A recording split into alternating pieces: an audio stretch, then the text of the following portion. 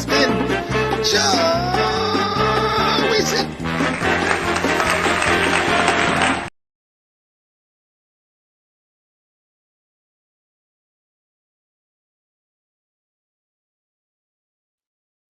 What's happening? What's happening? Good morning, or good evening, I should say. What's happening, people? Ron, what's up, buddy? How are you? Good to see you here. A little late for you, isn't it? You getting ready? It's morning there where you're at, isn't it? Or what time is it in your neck of the woods there? I usually see you in Kai's. That's right. You usually go to bed in the morning. So this is your daytime, isn't it? What's happening? How's everybody going? Peaches, what's up, Peaches? How you doing tonight, Peaches? You with us? What's going on, people? Hey, Grindle, what's up, buddy? Jimmy boy, what's up, buddy? How you doing tonight? I'm good, thanks. Afternoon, okay, that's cool. Yeah, that's right. That's why you're up in the morning because you're getting ready to go to bed in the morning, right? When you come and pay your last tribute to the morning podcast. Yeah, that's good, man. What's up, people? Well, been really working on the morning show with me and Kahuna Nui, and so I haven't done a night talk with the chat. I like to get out here and just chat with the chat and have fun. Doing great so far. Well, Jim, you know that just do your best, brother. That's right. Bobby, what are you doing right now, man? You want to come on, or I'll send you a link. You want to come on? Let me know. I don't know if you're going on with Jason in about 40 minutes. You want to come on for a few minutes? It's all right. I can bring you on, Bobby. I'll send you a link just in case. I can do this. Me, I do a lot of stuff by myself, but I just wanted to. I've been neglecting the night chat, so because I didn't have a set schedule for the night show. I'm trying to do it 3 days a week, so I'll make sure I get it out 3 days a week. But I just want, hey, Miss Kitty's in the house. What's up there? She is the star, Miss Kitty, Miss Kitty. I want to just tell you, I'm going to tell you this. This is what's going on. Hang on, people. I keep dropping my earphones. I'm watching TSN. That's why I got. You guys hear TSN in the background? Bobby says, what Bobby say? Bobby said, bad news. I went to buy tickets to DabbleCon this morning. Sold out. Well, maybe I got to pull some strings for you. Let me see if I can pull some strings. Hey, Kirkland Red 100. What's happening? Let me see what I can do, Jim. Let me reach out to some feelers about with some of the big boys in the BabbleCon and see if I can get you on that list. How many are you looking to get? 2, right? I could probably get you 2 for sure. I don't know about anything past that. Maybe get you how many? 2 I might be able to squeeze. Let me see what I can do. I'm not going to guarantee it, but let me see. Well, look who's here. Have you forgotten about where you been? You claiming my wife, Alpha Swiftly, but you haven't been here. You deserted me. Dead fool, what's up, dog? What's happening? There they are, the 2 stars. Watch this. Here we go. All right, guys. We're gonna do this now because I got nothing but love for you guys. 2 Miss. Wait, let me do this right. I was thinking about you guys. I don't know if you guys are gonna be here, so I don't want to Miss. Let me see. Let me get this right. So yeah, you know what I like to do. I like to come out like this night, 11:15, and try to come out for about an hour. And this is the chit chat with the best chat on Night Talk with Joey C.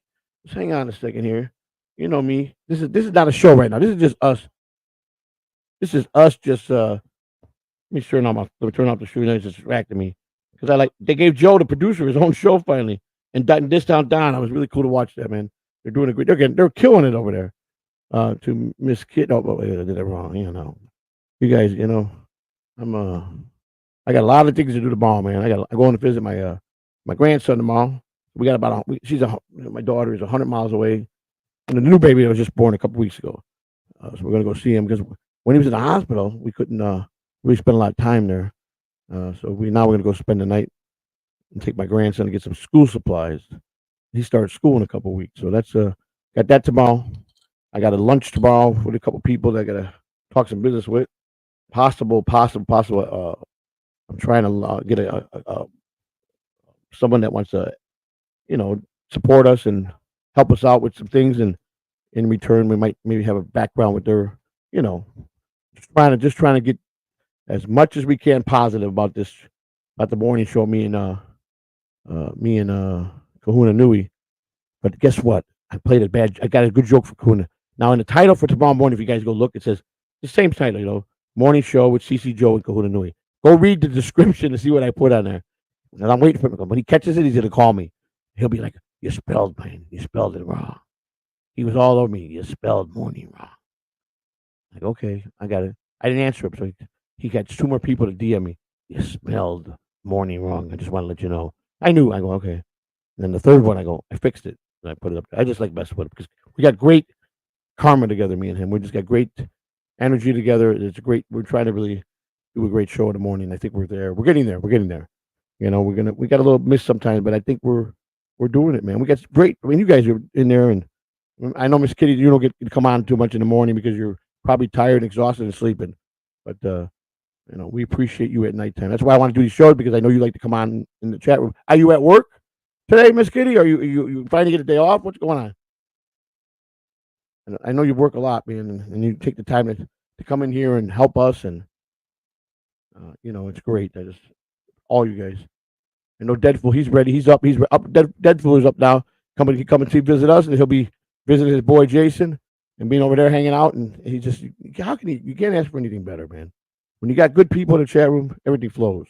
Um, you know, so I was alerted that you know I don't know where he's at, but what's going on today? What did I find out today? I'm trying to do something, put the spanner up for you guys, so I'm not looking at chat. I know see there's a bunch of 14 comments made right up here. Let me just get this. Sometimes I can multitask, sometimes I can't. Thank you. Thank you. Thank you both. Thank you. Just bear with me, people. You know, that's why this ain't a show, because it's just a chit chat. I can stop this in the middle, right? For all you do. I just want to just, you know, I want to just give you guys both a big round of applause. And I'm going to tell you something right now. I'm going to tell you how important the support I've been getting from all you. But 2 people have really showed that a lot of good things for the channel. And I don't know if you guys know, Miss Kitty's over 300 memberships donated. Deadpool's right up there. Between the 2 of them, they take over 3/4 of the donated memberships. And to me, as I sit here all day, and I want to do so much back for them. And yes, you're going? Yeah, okay. Hey, thank you, honey. Love you too. Sorry, my wife just told me she was gonna go right across the street with her friend just stopped by. She's gonna pick up some late dinner. So I can't eat too heavy, but she's gonna get me something. But so as I was saying, you know, I sit here and I'm like, you know, I want everybody's been so special to us, and to me especially. But you know, you always got to have a thoroughbred, 1 or 2 thoroughbreds, and without your thoroughbreds in the stable that carry you, especially when you know you're starting out and trying to grow something, especially when you come out of you know, being um. Thank you both for thank you both.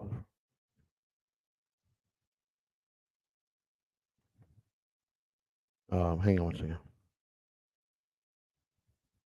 All right, I finished it. Now I can get into the chat. They can see what's going on. All right, let me just put that as here. All right, so I made this. Sorry guys, I'm not. I got it. There you go. That's for you guys. Thank you.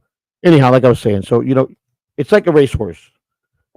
You know, you got a stable and you got a bunch of racehorses, but you always got that 1 or 2 thoroughbreds that carry that to make you guys stars, to make you guys shine. And without the 2 special people, Miss Kitty and Deadpool, you know, it's just we would not be nowhere near where we're at. Which means we got to do better, because if we're not keeping people interested, and we got a great group of people. I got loyal people now. I got people that stay that when we come on, they're with us. But I just want to give out a shout out to Deadpool and Miss Kitty, who just thank you both, because I was walking around grin to grin today in my own house, and just my wife goes, "You look really happy." And I go, I just want to do so much for everybody that's been supporting us, and as we grow, I got so much. I'm just one of them guys. I carry a lot in my heart, and when someone's kind to me, I just want to just show that and show you guys off to everybody. And a lot of people, some people don't want praise, and it's not about that. It's about, listen, you guys are keeping me in a place that you know I'm liking, and but I know I got to do better shows, and I got to get better, and I'm going to keep trying. So that's why I'm saying this ain't a show. Let's get to the chat room and see what's going on with stuff at the top. Whoa, Peaches about Peaches. Are you flirting with me again, Peaches? Peaches, you got to stop this. We can't keep meeting like this. You got to keep meeting like this. Joe, you are definitely clean because I'm itching. I just had a good day. I had a really relaxed day. I had a great morning show. I finally got to sleep last night. I was so tired. I was falling into the when I helped Mrs. C out doing the Alpha Shot Launch, and I ran around today, ran some errands today, and took care of a lot of stuff. Got ready. I got the hotel booked for Dablecon, paid for.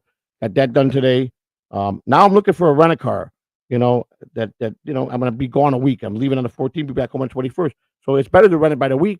So now I'm looking for the best deal for that, and then we're going to head on to New York with Spider, aka Final Boss, aka Waterboy slash, and his final name is, what is his final name?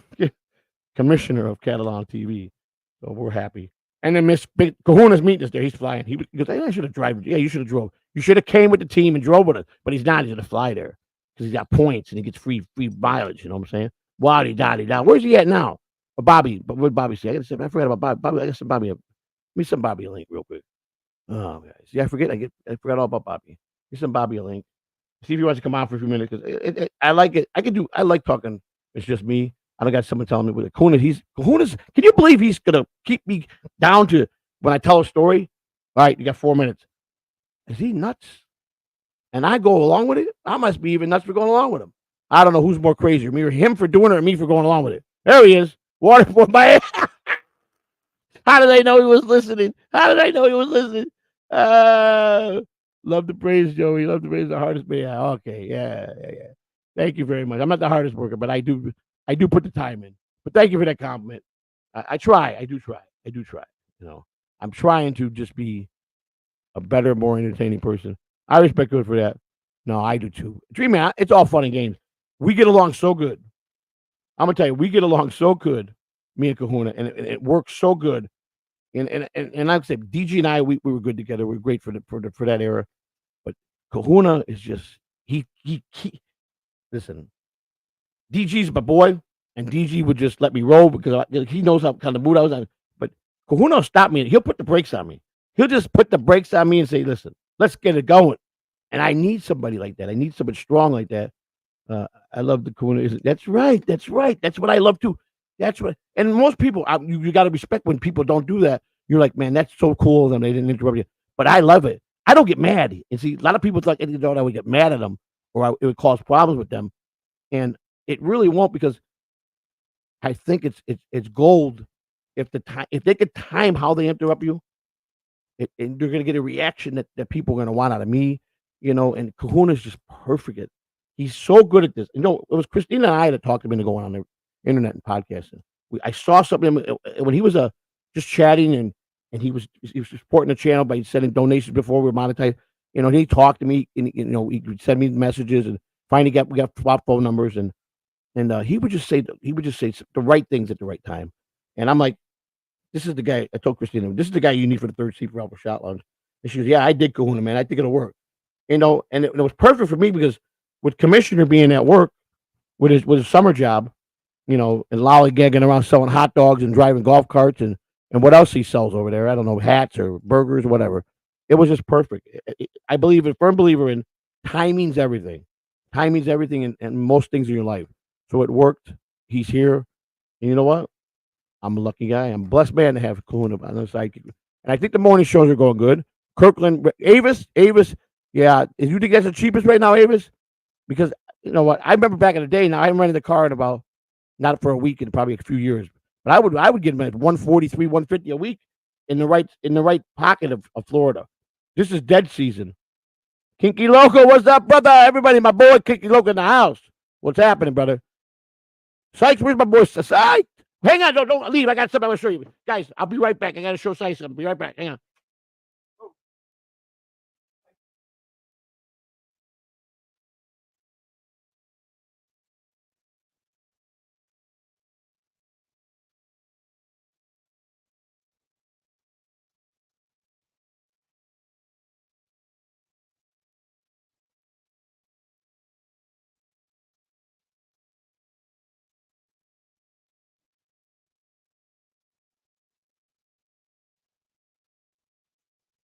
I'm doing the mad dash. I'm running. I had this out of my desk yesterday. Oh, here she goes. Hang on, folks. Hang on. I'm going to get to that. Sykes, are you listening? Are you watching? Check this out, brother. Read carefully. You see that? I got that for you, brother. A gold pin that goes on the lapel of your jacket or something. Let me hold it steady. That's from my man Sykes. Damn it, I gotta stick my hands focused on here. Except it's got an S at the end, brother. But it says Sykes. Damn it, I can't hold this shit. Let's try it this way. There you go. That's the best I can do. You see that, Sykes? That's for you, brother. I got to get it mailed to you. Did you see that, Sykes? Did you see it? Yeah, you like it. Yeah, you damn right, brother. I look out. I see something, man. You're my boy, man. Yeah, I had to get it. That's how I roll, brother. That's how I roll with people that are kind and take the time to know me. Let me tell you something. If I made $1 million and it took all the people that supported me, I'm the type of guy, you know what? I don't care that I got $1 million in the bank. I'll keep half of it, but I'm going to spread the other half around to everybody. That's me. Now, someone rich would say, you're crazy. You're going to be broke that way. I don't care. I'm born broke. I've never been rich in my life, so what's the difference? I'm just going to be the normal self of my living. I don't care. But I put joy in other people's faces in their life. That's how I roll. That's how I always roll. People misjudge me. You know, there was a lot of people that misjudged me, but there was days that I gave them that reason to. It was all what I thought a very well laid out plan. I never really got into the plan, what my plan was when I first entered the internet. And we will one day. I'll tell you from A to Z what's going on. And I think you guys will get fine at the end of the day. After Joey, what's going on with that lawsuit? Kirkland, I hired a law firm that I really thought was the top, and they were. But I told them, I said, you know what, things change right now with this lawsuit because anything that I'm going to have to do, and I'm going to tell you, I can't get into what the lawsuit is. I can't talk about any of that. But I knew when I got convicted in federal court for telling a false statement. When they found out, when the opposite side that we were suing going to find out, common sense. If they find out I'm convicted for lying, they're going to use that, right? So my lawyer called me and said, this will be settled by before Christmas. I was ecstatic. And I said, listen, everything's good? And he goes, everything's good. Or she goes, everything's good. I'm sorry, I had a female lawyer. And all of a sudden, about 7 days later, I get a phone call. She's, we're going to call you in about 2 hours with the partners, the other two partners in the firm. And I was okay. And then they laid this on. I go, and I turned. I said, remember what my first words to you were when you guys, I signed with you guys. I said, don't forget that I was convicted that they're going to use that. And they found out and used that at the table negotiating, and they put it back in litigation. That's where we're at. And that's the problem in life. Yes, I told a false statement to further. Does that make me an everyday liar? No. Was I doing it for reasons that would cause? Yes. Valuable reasons to me anyhow. And that's that they're going to use that to try to scheme their way out of paying. So now it's just a fight. That's what happened. That's it. And I just can't talk about it because I can't risk anything. It's been going on a few years now. So it's been going on way before I hit the internet. And I thought we were there. I finally thought it was going to be my break of my life. And again, I'm a firm believer. When it's meant to be, it's meant to be. And what's open is still meant to be. You know what I'm saying? But thanks for asking, Kirkland. Red 100. Let me read some of these. Peaches, are you flirting with me again? Joey, you are definitely clean because I'm itching. All right, brother. Thank you for the $1.99. Peaches with the $1.99. Joey, you're definitely clean because I'm itching. All right. Oh, here she goes. Miss Kitty gifted 1 Catalano TV membership. Miss Kitty, Flex, my boy, 316 in the house. Gifted 1 Catalano TV membership. Thank you very much. Appreciate it. This is what I'm talking about. This is what keeps the channel going. Sykes, you like that, brother? Yeah. You didn't have to. What did Sykes? You didn't have to do that, but I got I got your drawing almost done. I showed him yesterday part of it. I'm not the best drawer, but I got this thing real nice. Well, what I did is I made what I want to do, and now I want to put it on good paper. So, and I just give you. I put your Sykes and I put like your name and two other words, and then I drew a couple skeletons around it. I drew your Stewie on it, just fun stuff. You know what I'm saying? But now that I got it on paper how I want it, the practice one, now I'm gonna do it, man. And then I'm gonna put the pin on there and I'm gonna mail it to you. All right, that's what we can do. Articulate John, what's up? Joey, what's your favorite meal in prison? Oh, my favorite meal. Well, you see, Mondays we got some kind of chop suey stuff like rice. Well, see, here's the thing. I was in a camp now in federal prison. Is a national. Matter of fact, I'll pull it up and show you guys. It's a national menu, so they got a set menu Monday through Sunday. So all the federal prisons get this. But here's the deal: depending where the prison is and what kind of cooks are in there, and the higher up when you're in the penitentiary, they don't give a shit. They'll serve your dog. The cooks are horrible. Don't get the same stuff I got, but mine might be outstanding because we had all Latinos in the kitchen, mostly Puerto Ricans, and they could cook, man. Now they did a lot of Spanish stuff. I mean, like with the sides, they'll do a Spanish rice. But I'm gonna show you the national menu here. Let me see what this. I know it's up on. You can find it on the internet. It's a federal, and that's a good question, man. And nobody's ever asked me really about prison, much questions about prison, and I'm cool about it. You know, I mean, I thought after I told the story about being in prison and whatever. Nobody really ever wanted. This is the first actually somebody asked me anything about prison. I'm serious. I mean, in a positive way, you know, wanting to just. And I'll answer any prison questions. I'll answer anything. Federal prison, national meal, federal prison meal lineup. Let me see lineup. Let's see if that comes up like that. Here we go. Meal plans in federal prison. Professor, this guy does his own. We have an update. Yes. Okay. I'm sorry. I'm getting a little loud. I guess I get worked up. You know how I get, guys. With the mic, I got to talk into the mic directly into this like this. There's one of the mics you got to talk. But let me pull up this plan menu. Let me see where I can find it. Federal inmates daily routine for the prison national menu. Here it is. I found it. Okay. Here's the. Here it is. Good. This is good. All right. Then I'll talk about it because now I can remember because I'm trying to think what was on Monday. I think I was right. Now I'm going to show you guys and then we could discuss it. I'll give you guys. So let me pull this up. Present. Share screen. All right. National menu. Share. All right. This is good. All right. Here we go. All right. So here is a set menu for federal prison. Sunday, you get fruit, hot grits, white bread, wheat or white bread, whole wheat bread. I'm sorry, whole wheat bread. You get 2 packs of jelly. You get a sugar substitute, which is it's garbage. Get watered down coffee if you want it, and then you get the margarine. You get the little. You know how they are in the rest of the little white pack on the bottom and with the butter on top. Skim milk. That's a lie. You don't get skim milk. You get regular milk, chocolate, or and a coffee, which is terrible. Most guys make their own coffee. You could buy coffee in the commissary, or a lot of people they'll allow coffee to be sent in from your family or friends. They could buy you coffee and send it to you. That's allowed. Certain things are allowed that your family will give. Like if you want clothes, like you want they sell shoes, gym shoes, and all that stuff in the commissary. 5 times the amount of what it would be if your family went and got to mail them. Like a regular. Is he all right? Is he all right? And my brother-in-law, he's not feeling well. He was having an attack right next to me here. My wife's in here taking care of him. So I'm be kind of cool. I don't want to.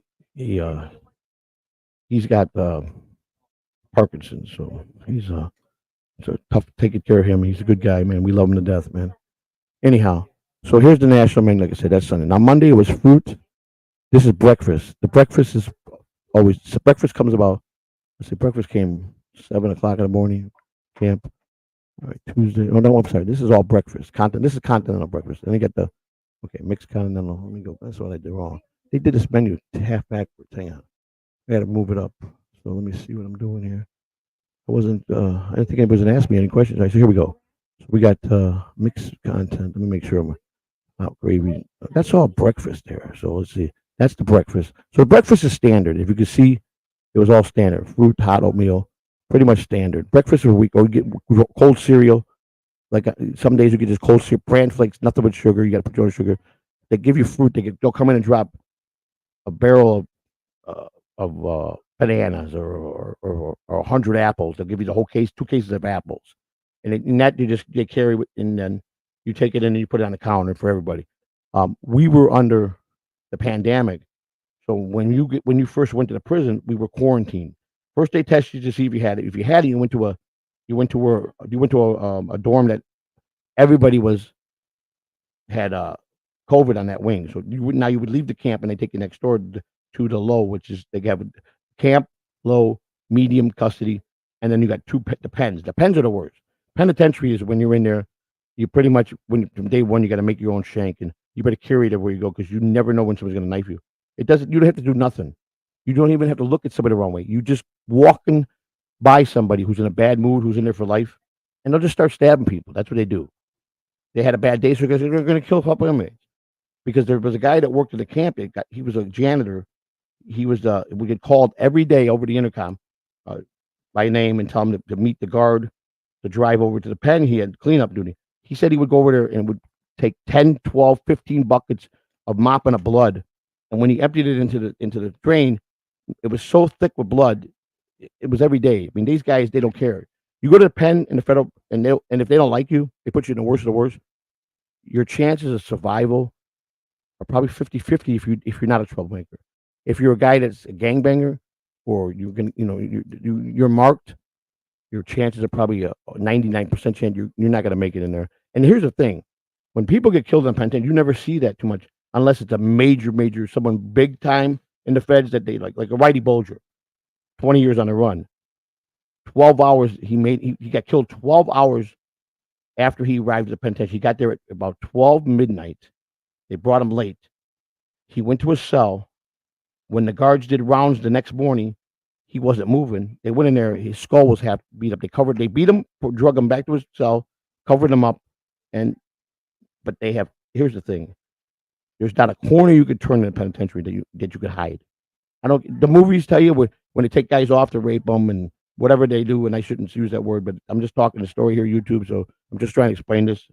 I am not trying to use that word, but when they go off to do bad things to you, the movies make it look like you could run off and they got enough room. That's not true. Every inch of a penitentiary is covered. You can't hide nowhere. Now, will it be lack of guards? Can you get away with it? Yes, but you're going to be on camera. Now, the guards usually don't care if like Whitey Bird when he got killed. It's like the government didn't care; they were happy because he did a lot of wrong. So it didn't. It made the news because he was a big name, but they didn't investigate nothing. Hello, yeah. But now the family is trying to sue the United States for this because, like, the bottom line is, yes, he was a bad guy, but he was still somebody's family. So someone out there loved him, family loved him, daughters, sons, whatever, his grandkids, and they were calling for an answer. So now they investigated. They went right to the tapes and caught the two guys who were already in there for double life. So to those guys, they're gonna say, hey, so what? What are you gonna give me another life sentence already? So the inmates don't care, but the family just wants some justification. The thing is, they're suing for money. There's no doubt about that. Now, can they get money for this? I think they can because I guarantee you that the jail and the guards knew well in advance that he was coming, and right away you get the guards that go that they'll tell everything to the inmates. They'll get the shot caller and they go tell him, hey, we had a big name coming in next week. Now that gets around to all the prisons, to all the prisoners, and you finally get the guy that says, that motherfucker, I'm in here with life for him. Now you got that's it. Now you got a guy planning when he comes, he ain't making it through here. You see how it works? And that guard started it. The guard started, it trickles down to the guy that wants to know about it, and then they go and play, and they killed him the first night he was there. So that's how it works. Guards are snitches. The guards will set you up. You piss them off. They'll get you beat up bad. You'll be half dead in the infirmary, and nothing happens to them because they'll tell the gangs, we want you to get this and we'll give you this. And then they turn around and then they screw the person. Damn it. Hello? Damn it, man. What's wrong with this, man? You guys hear me? Okay, sorry about that. So they'll turn around and then they backstab the person that they do. This is what they do. So you got to show allegiance to the guard's respect without being a snitch, and let the inmates know, hey, I'm being cool with them, so we got peace here, but I would never snitch. And it's a fine line. Okay, if you get labeled a snitch in a penitentiary, your survival rate's probably slim to none. Now there's some strong guys that get stabbed 15 times. They're just strong as a rock, and they're just lucky guys, and they make it through the infirmary. But they might have been in there 6 months. So that ain't the kind of life anybody wants to live. So now let's get back to this menu. I'll get derailed. All right, where are we at? So go here. All right, guys, let me go over this, the lunch part, which is the best. Lunch is the best. I thought the Fred Predator was lunch. And I'm going to look at the menu. Oh, shit. Sorry. I'm going to look at the menu. He needs me. Kuna, don't start. I don't need someone to cap me on my night show. You know? I do need you, Kuna. I do. You know, I do. You got the link for the ball. It's labeled too. I said in the here's tomorrow morning's link. I'm Joey's Wrangler. All right. I get told stories, and I'm going to get to the chat because this is not a show. This is about me and the chatters. You understand? Let me see something I missed here. Peaches, come on, Peaches. I know you're in love with me. Peaches are down there. You should go to a surgeon and get a new. Oh, come on. Let me tell you. Let me tell you something. I might be getting old, but I'm better looking than that face you got on the picture. At my age, and I was really good looking when I was young. So there you go, Peaches. But I still ain't gonna hate on you. You got you're paying, so you keep on paying, and you can talk to me any way you want. Okay, that's fine. But you know what? I am prettier than you. I promise you that. All right, so here we go. So that was let me make sure that was all the breakfast. And like I said, like Wednesdays we got pancakes with syrup. They were pretty good. Breakfast cakes. The cold cereals, forget it. Who's gonna get up in the morning when you're sleeping in for cereal, especially when it's stuff when you got to put sugar in. The hash browns were pretty good. Hash browns were pretty good. Now on Saturday and Sunday you didn't get breakfast, you got brunch. So you got a late breakfast. Well, breakfast to me, but it was a brunch. It was in between lunch and breakfast, and then you got that they had to be for lunch and breakfast on Sunday. And then you got a good decent meal at night. So now here we go to this is dinner menu, lunch and menu. Okay, here's the lunch. This is what I want to show you guys. Breakfast, like I said, is I could. The only reason I would get up is because when they come in for count, which they do 5 times a day in the 24-hour period. Their last count's at 10 o'clock, lights out, and they'll come back and they'll come and walk the tier at 12 midnight, and you could be up. It's just that they turn the lights off. But they couldn't control me to tell you to stay in. Now you're in the penitentiary, you're behind a bar, so the door's locked. You don't come out. We were in a camp where we had cubicles, so if we were up like watching TV, they didn't care. They didn't say that. But when they came in for count, he would look at the TV room and say, "Hey, I'm gonna do count. Go by your bunk." You know, they didn't care if you were up all night because a lot of guys would be up all night treading. I mean, they would just be doing whatever they were doing, man. You know, they would probably do up to no good anyhow. But it's cool. Long as when they come in at count. Or you should know the count times. They shouldn't have to come and find you in the TV room. You should just be at your room. The best thing to do is just when you know they're getting ready to count, is go in your bed and act like you're sleeping, like I did a lot of times. You just if they just put the flashlight in, they count, they see a head, they just got to see a body, they got to give a count. It's got to match what they're supposed to have. If they miscount, which they have done it, everything gets locked down. They come and recount, then they wake everybody up, and like everybody over the loudspeaker, they'll be like, "Everybody up now, front and center." Now, and if you're not there, then and they're pissed, they got to recount, and then the lieutenant comes in with them. Now you're sitting there, and the guys that are sleeping, and you better be there, and you better not. You better have. Don't tell you have your ID on your body. You better have a clip to your shirt. You better be with your shirt. Don't be coming to you with your shorts or your pajama. I mean, they get brutal. They get brutal. So then you get a count, and they figure out it's their mistake. Nobody escaped, and so everything's back to normal. So then they come back at 3 o'clock in the morning. Then 6, then shift change, and then you got your morning count. And it just rotates. Now we did have one guy, like I said, in the camp. You're not locked in. So the people. I'll get to the man. I'm just finish this story. I got to finish this story. All right. Peaches he's rearing up today. Peaches, keep him coming, baby. Keep him coming. And Peaches, thank you for the $1. And you end your day with a nice thick sausage. Yeah. That's exactly what. Boy, I tell you what, you're smart. Yeah, with my thick sausage between my legs while I lay down to sleep. Yeah, but that not nobody else. But that's all right. You can have fantasies and think about. I know because that's what you wish that was happening right now, Peaches. That's why I'm cool with you because you know what? You can fantasize. I don't care. You want to be in love with me? I don't care. You want to fantasize about me? I don't care. Be my sugar daddy. Pay me, baby. Be a sugar daddy to me, okay? Come on, but you gotta come up with a little more money because right now you treat me like a root beer when I'm steak. You understand? So, you want to talk to me like I'm a hamburger. You better come up with some steak money and lobster money, buddy. So you better up the super chat a little bit. You can talk all you want, sweetie. Okay, all you want. You want me to talk like you? Hi, honey. Hi, big boy. What you doing? Huh? You loving it? What you doing right now? You touching yourself? Huh? Are you touching yourself? Am I getting you hot? Are you getting close? Come on, baby. Come on. You want to play? Let's play. You know what I'm saying? I love it. Deadpool. I gotta give him what he wants, right? He's in love. He said love to me. I give Peaches, baby. Come on, baby. Terry Nee, happy birthday to you. Peaches loves you. I know Terry, right? Peaches. Come on now. If you're trying to court me or try to take me out and wrangle me, you gotta treat me a little better, baby. Come on. I know you can do better. Filet mignon, cook ready. That's what I'm filet mignon. You understand? Don't treat me like I'm some ground beef. Come on. I really was loving you yesterday. Come on now.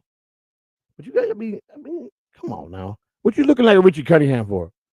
With that look. You know? I'm worth it, brother. I'm not worth it.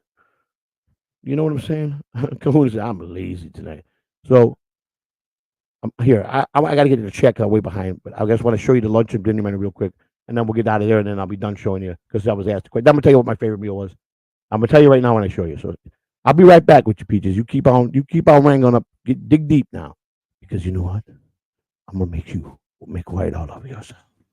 What I can tell with you, baby. You're going to love it. You're going to be like in a love triangle. Clip it, Trek Taylor. Clip it. You understand me, baby?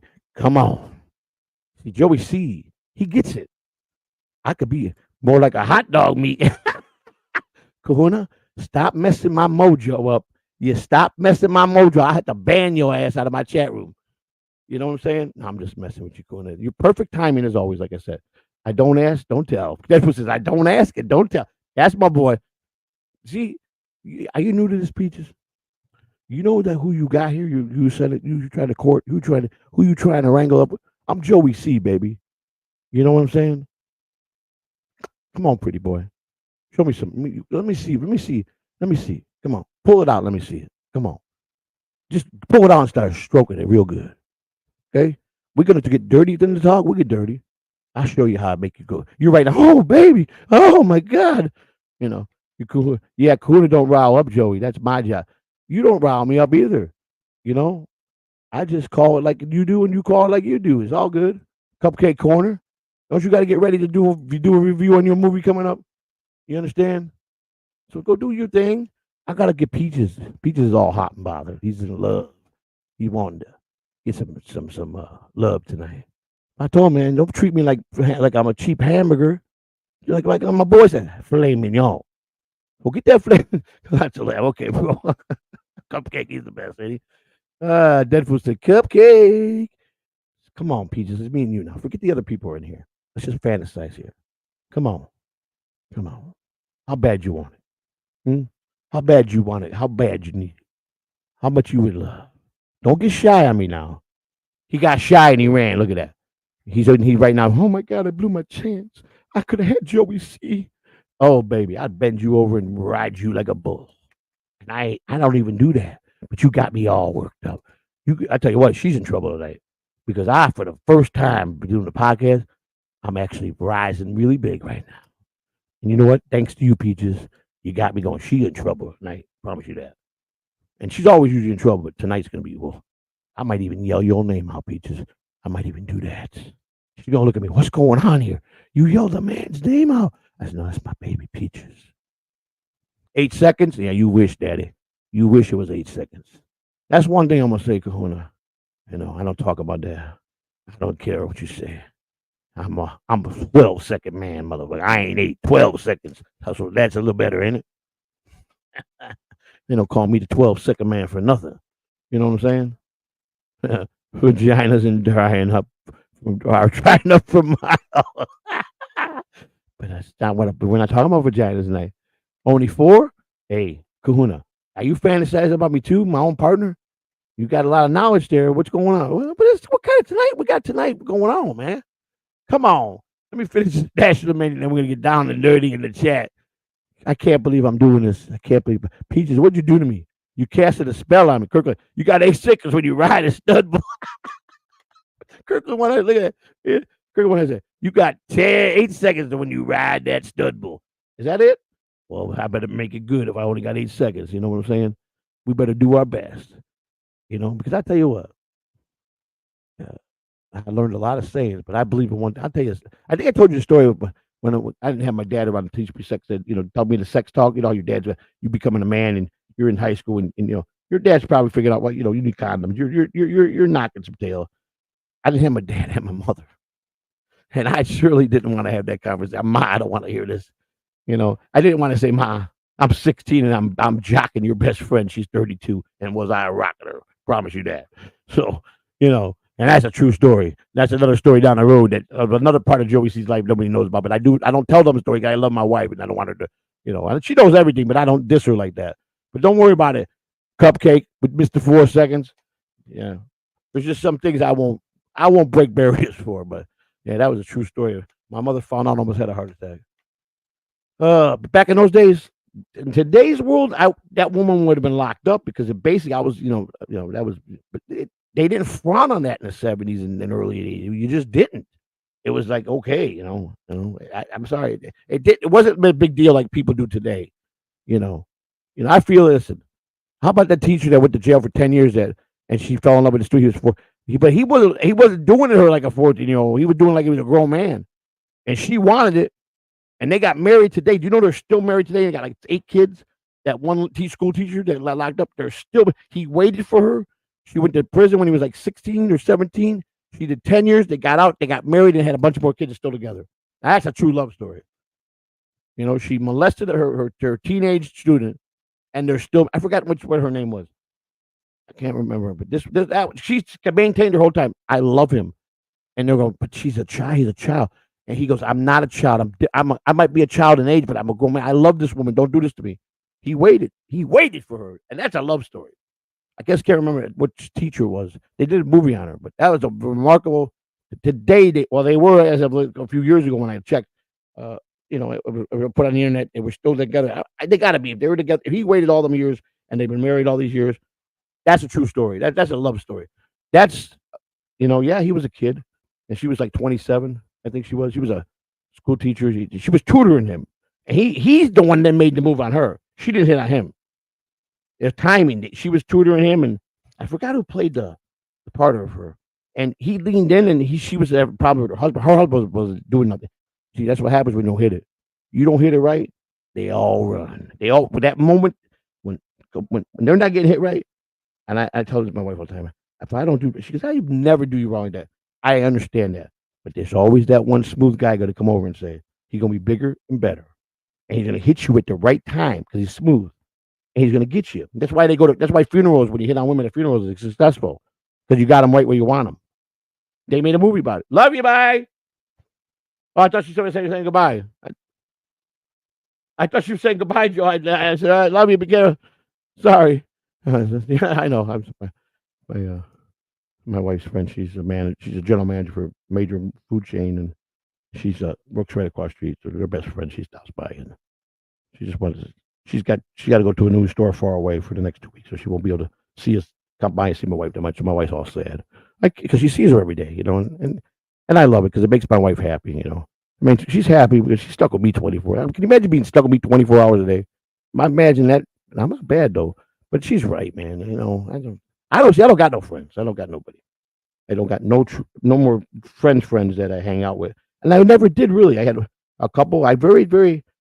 They say when the time you live a full life, you count how many real friends you have in your hands. That's true, and more. Come up with. Yeah, I'm gonna do some more with Alex. Like I said, I talked to Alex today, and he says, "Listen, bro, I love you more than you and Miss C more than anything. I got to stay out of Devilverse now." I think that might be a direct order, probably from under his contract. The Blaze TV don't want to mess in the Dabbleverse. They don't like us. The owner of Blaze TV, he's not happy with the whole that Alex jumping in and out because he's got other things to do. So he's just trying to honor what his boss is. That's what I'm pretty sure what it is. When by him saying I just got to I got to stay away from the Dabbleverse. I'm not trying to be in the Dabbleverse, and I think that was his way of telling me that he's under contract and he's got there's certain things he can't do. Dabble versus a dangerous place. You get involved with a war with them, and he's under contract on Blaze TV. They don't want Blaze TV. They're serious people. He does some serious shit, even though it's joking. But they don't want nobody that's doing what's going on there. They surely don't want to stutter with John and everything on Stutter and John. You know what I'm saying? So let me do this for the last time. I keep saying national menu. Here's the lunch now, boys. Let me bring this up. Here's the lunch. Then we're gonna get right in the chat. So here's the lunch. You got Sunday lunch. Well, of course, here. This is the brunch. Now, that's what I told you about. The menu was from Monday to Saturday with the breakfast. This is what they call brunch. So you didn't get breakfast at 8 o'clock. But lunch came a little later during a normal day. You got a brunch in between them. So now you don't eat till dinner time. All right. So now here was Monday. All right. Yeah, it was. Now here it says soy taco. That's pretty bad, right? But when you got the right chefs in the kitchen, they make real tacos because we had all Latino guys in there. So Mondays was great. You got a rice, black beans. Taco shells sometimes were stale a little bit or broken up, so it was hit and miss with that. Shredded cheese. You got to remember, we found out they were stuff in the freezer for like 5 years. The expiration dates were past it with the meats, and they were cooking that shit.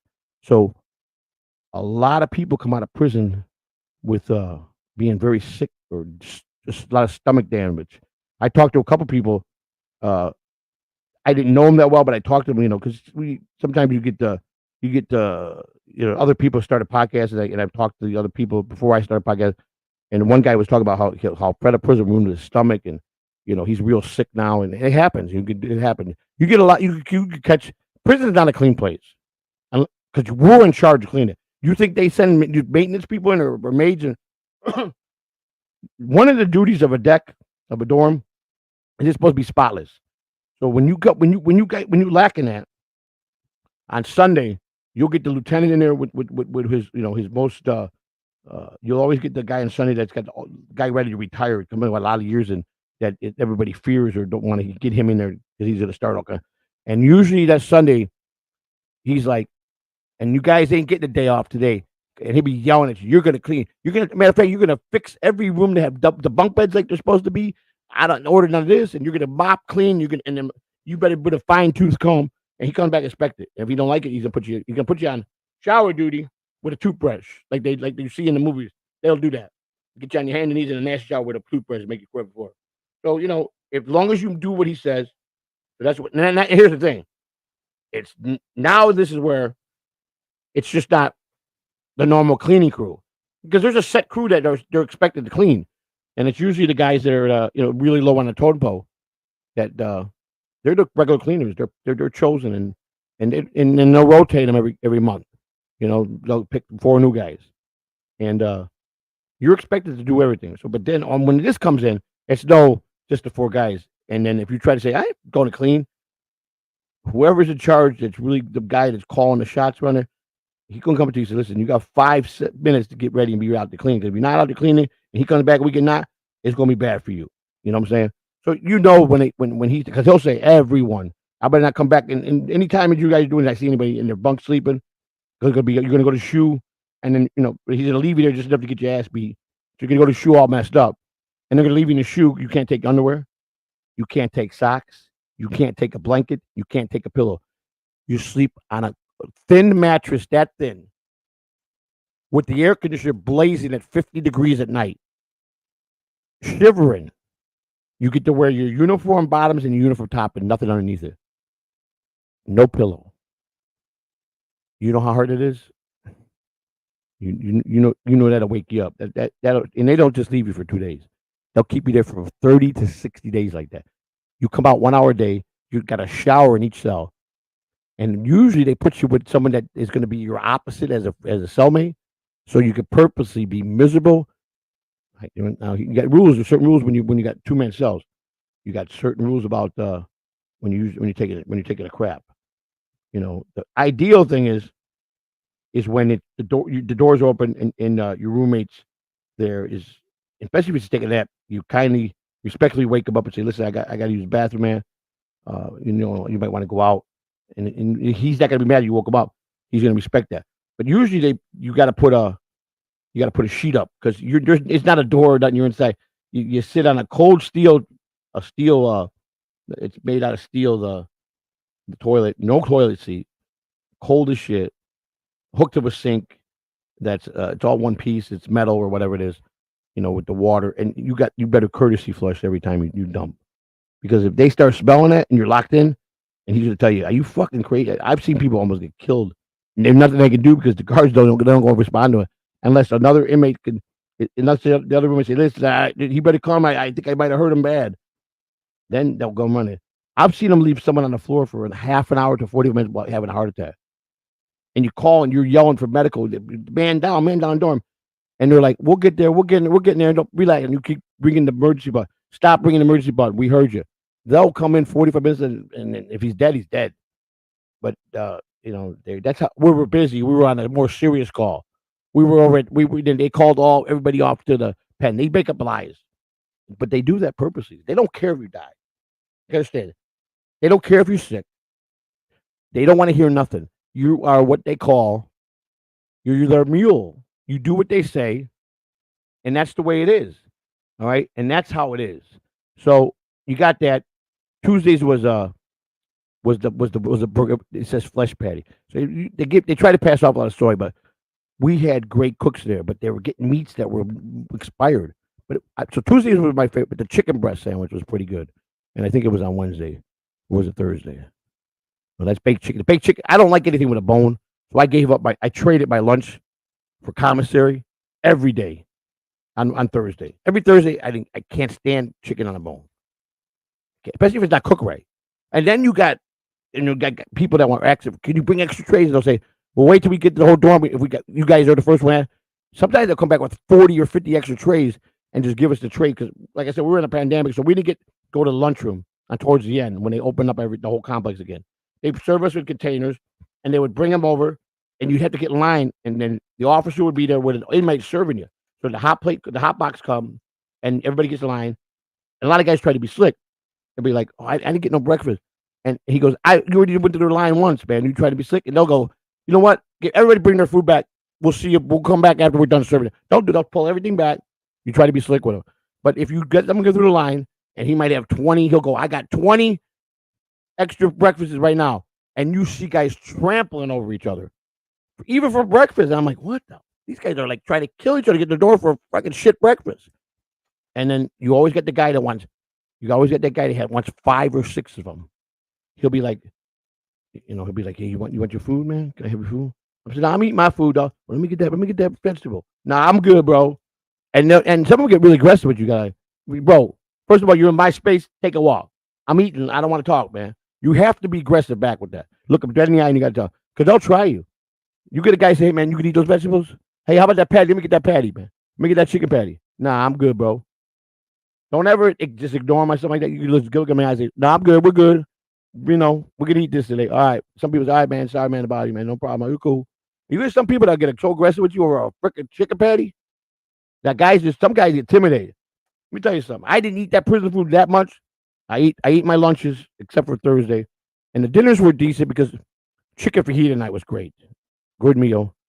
But in the pen and other places, other states, it was horse shit. Let me put it this way: most of the food served in state and federal prison is garbage because it's the cook or it's old meat. But if you get a smaller prison with like the camp and you got the right people that are cooking, they could turn that menu into pretty good. Some of the guys didn't even do what was on the menu. They'll say, "We're out of this." They'll tell the guys, "We're out of this," and they'll make us up real chicken fajitas. The key was commissary, or if you had money. If you cashed up the shock haulers in there, and you want it McDonald's, he'll tell you, "Okay, what day you want it?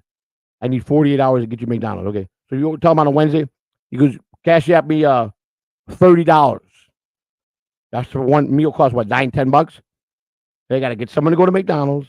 They got to get someone to sneak on the campus or pull in the driveway, and then you got to make sure the guards are in the main unit that they went somewhere because you get 2 guards at night, and the people would come to the door. They come right to the door in the camp. They came in one day and somebody invited a bunch of people into the dorm. They were throwing a party.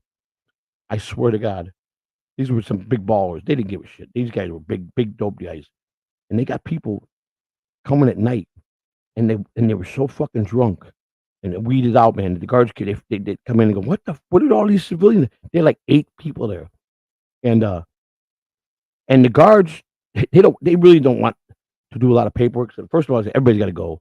Do you know that if they wanted to be pricks, that they could have arrested every one of those people and gave them a charge? They trespassed on federal property without permission, but the inmates did it. But then the inmates that did, their guards are like, I don't want to mess with that guy because they know he's a big shot caller in the gang. So there's a lot of ugliness, but the thing is, there was 2 guards that were really decent, respectful, and cool, no matter what. You showed them. The only thing they ask is be at every count, alert, ready to do your count, and and don't show them up. We had one guard to come in and say, "Listen, man, we're gonna get right up tonight, and we're gonna lose the pay if we don't have some contraband." The sergeant said we got to sweep this place. We don't want to do that because they knew my dorm had all the big shot callers. We had a lot of heavy hitters in my dorm, a lot of gang leaders. We had a lot of dope dealers. We had a lot of big time dope dealers from Puerto Rico, and they carried a lot of weight. So they would come in respectfully and say, it was the 2 youngest guards to go, please, you got 2 hours to throw contraband.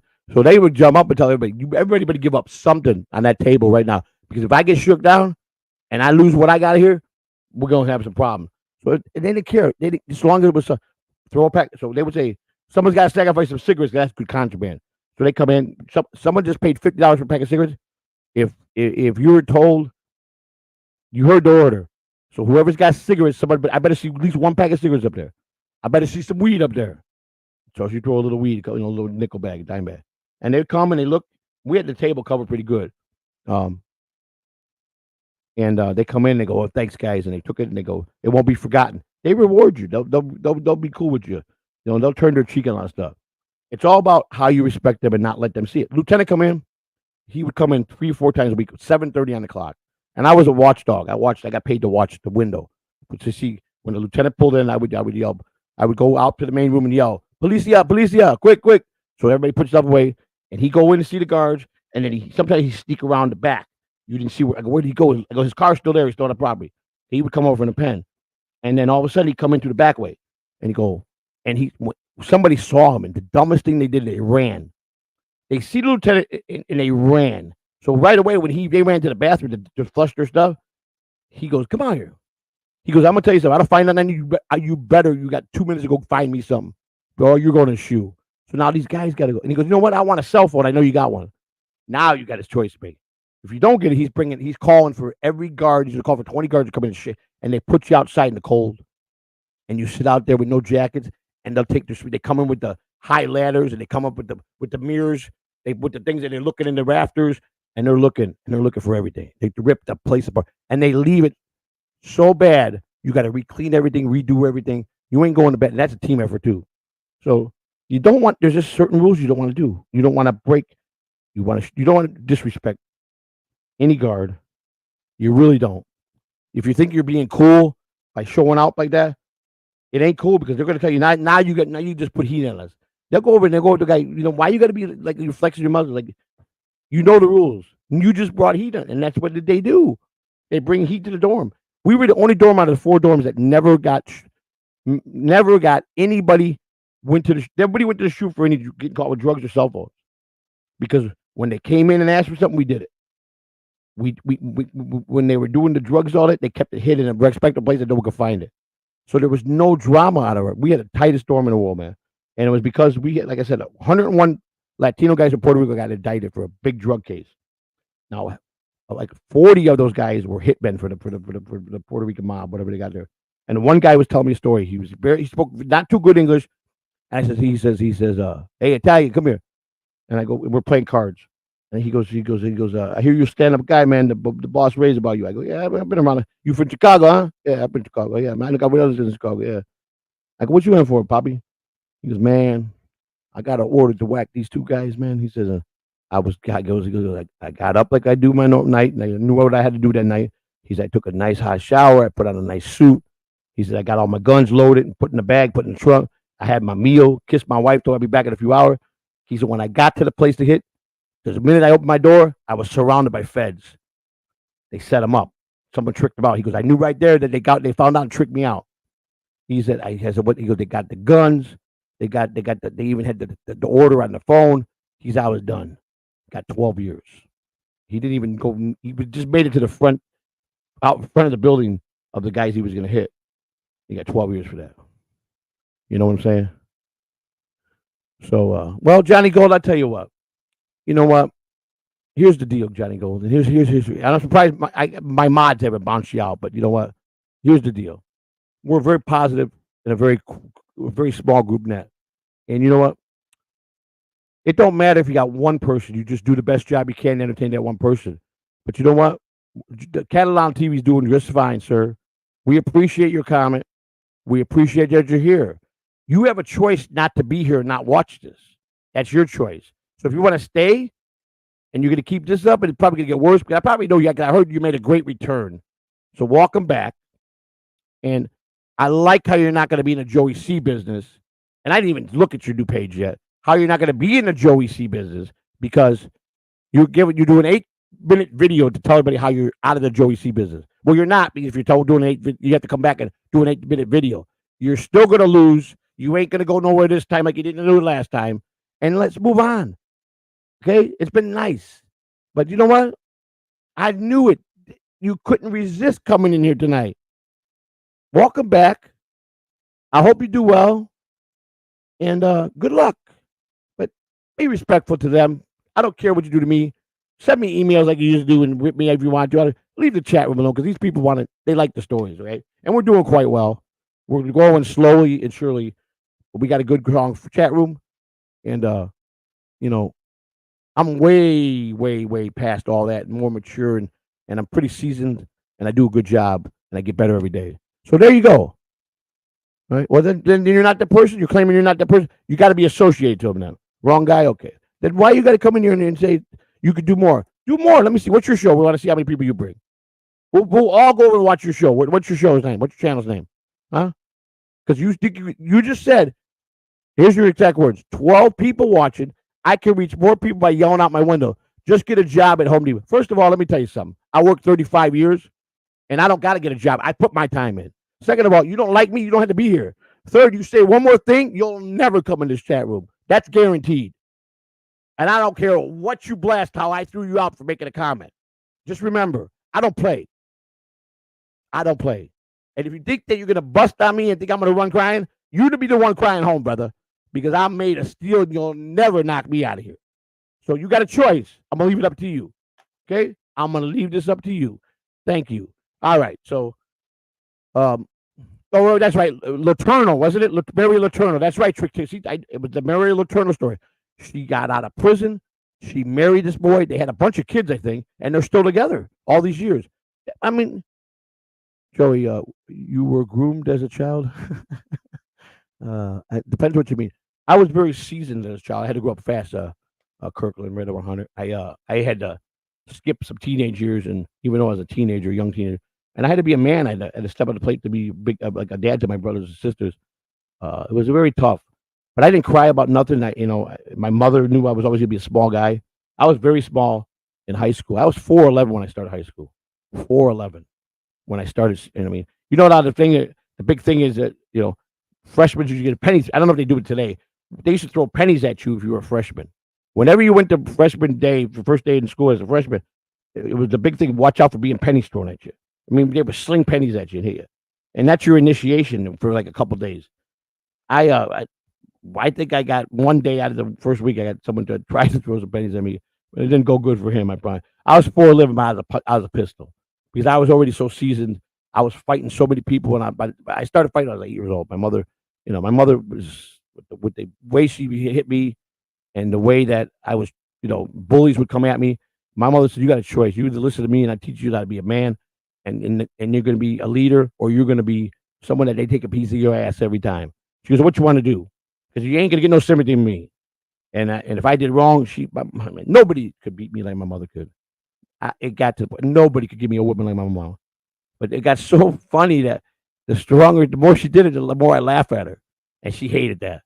And I had to really curb myself because if I kept laughing to her, she'd really give it to me. But I tried, like, "Mom, is that the best you could do?" I would do it. "Mom, is that the best you could do? Come on, hit me harder, hit me harder." And then it made her angry. It made her angry. And then it finally stopped where it was just once in a while. And then I was gone. I literally moved out of my house. I've been on my own since I was 13 years old. I never went back to live with my mother. ever. I love her to death, and I'll do anything for my mother. I had to love my mother. She respect my mother. She was a great mother, but she struggled because of my dad was a piece of garbage, which we've talked about. So I can't. What was I gonna do? Cry and for sympathy back in there in those days? I just stepped up to the plate and I went and I worked. I worked different jobs. I worked at the ballpark. I did whatever I did. Whatever. If we needed food, I bought it. If my sisters needed diapers, I bought it. If my sister needed form, I bought it. My mother needed money, I give it to her. That's just how it was, And am the person today, the strong person I am, because of one person. That's my mother. For her, I love her to death for that. She made the difference for me in my life. I could have been a guy that would have picked on my whole life and be afraid to fight back. My mother made sure that didn't happen. She turned me into a machine, and she just wanted me to know that. She was so blunt. If you don't get tough, you're gonna take a piece of your ass that you're gonna know, and you're gonna be a bitch your whole life. And I said, Ma, you're right. I don't want to be. She goes, so now next time a bully comes at you, I expect you to fight for yourself. And when I came home one day, I had a black eye. She goes, what happened? I lied to her. I go, oh, I fell down the stairs at school. She goes, you're lying. Tell me who did this. She drove me by my hair a block and a half away and knocked on that door and said, where's your son? The lady goes, what are you talking about? Who are you? Get your son out here because my son's going to whip his ass. That's how my mother. And she told me, she goes, look at me. If you don't whip his ass, I'm whipping you all the way home. Now, you got a choice. You want to be whipped by me, or you want to be whipped by him? Boy, I tell you what, I start visualizing those whippings, and she throw. If I got away from her, she'd throw shit at me. Shit would go flying to me. Pots, pans, whatever. So I had everything in me. My little 4'11", 9, well, probably was that back then when I started. I was probably 4'5", and every bully that came to me, I fought like I was dying. And the first time I put down the first bully, I did it because he was picking on the whole second grade. He was a fourth grade bully, and he was taking everybody's lunch money. My mom goes, we can't afford this. I was on a reduced lunch, the welfare lunch, where you pay 50 cents, everybody else had to pay $3 or whatever. So I got a special discount. You ain't taking my 50 cents because I'm eating. I don't always eat at home. So, and I told her, she says, you want to eat, you got to fight for it, because if you go into a bad school. The very first day in school, we were walking down the assembly, and there was a kid behind me, a white kid by the name of Henry Schneider, and there was Israel, this kid that was he comes from a family of gangbangers. So the kid behind me, this was all set up, pushed me as we're going downstairs to hit the Israel dude whose family was all gang leaders, and he was the next up and coming gang leader. So he turns around, he goes, you just bump into me, dude? I said, no, man, he pushed me. He goes, oh, now you snitching? I said, no, man, he pushed me. It must have been an accident. He goes, nah, man, you're lying, man. So now they're both gang on me. I said, oh, boy, I already had my first day. He goes, you're dead after school, bro. So he had 3 guys grab me right when I came out the door, and he punched me like 4 times in the stomach. And, I couldn't even move my arms. I went home, and he punched me in the eye, and my mother goes, what happened first day of school? I said, no, I want to talk about it. And Mama, I'm gonna go to school talk, but don't do that. You're not going to talk to the principal. You're not gonna make me be hit. Everybody beat me up. So she said, well, then you got a choice. I don't want you don't fight to school, but you're gonna have to fight. If you get suspended, I'm okay with that. So the next day he picked on me and I fought him. I didn't win. He beat me pretty good, but I held my ground. First time I ever fought, but this was my very first fight. But I got his respect. He never picked on me again. We became friends. And then the guy behind me that pushed me, we became best friends. We became Starsky and Hutch. He was Hutch, I was Starsky. I was at his house every day. Every week we watched Starsky and Hutch. And we stayed friends for a long time. Even when he became adult, his mother passed away, left him some money. He bought a pizzeria on Belmont Avenue in Chicago. And he called me up. He goes, man, I need a pizza driver, man. He goes, you want to help me out? He goes, what's going on? I said, man, I got into drugs, man. I just started getting into drugs. I said, I'm working in baseball still. He goes, but that's what he really sees. Like, yeah. He goes, come on, man. He goes, you could do all the deliveries to help me build this business. And then I started helping him in the kitchen. And it was just, some days I would call because I was all drugged out. And I want to go to work, or I just didn't really about to do that. And he goes, come on, man. Don't give up on me now. And he even got me an apartment and everything, man. And because I go, man, and I moved out. He goes, you moved out pretty young. I went to my uncle's building, my mother's brother, who was like my father. And he gave me a basement apartment that was kind of his, but he looked out at me, and that's where I stayed. But the deal was I had to stay in school. That was a struggle because I hated school. But anyhow, I go and I work for him, and it was great. Him and that he was my childhood friend, but I just wasn't into it because I was right then. That's when I first started doing drugs, so I started into drugs, and I really wanted to be out because I started getting my dad, getting to know my dad better, even though he was a piece of shit. But I liked the lifestyle he was living. I wanted to do that. I thought I did, And then, I went out there where my dad had the bar and the restaurant with his two partners.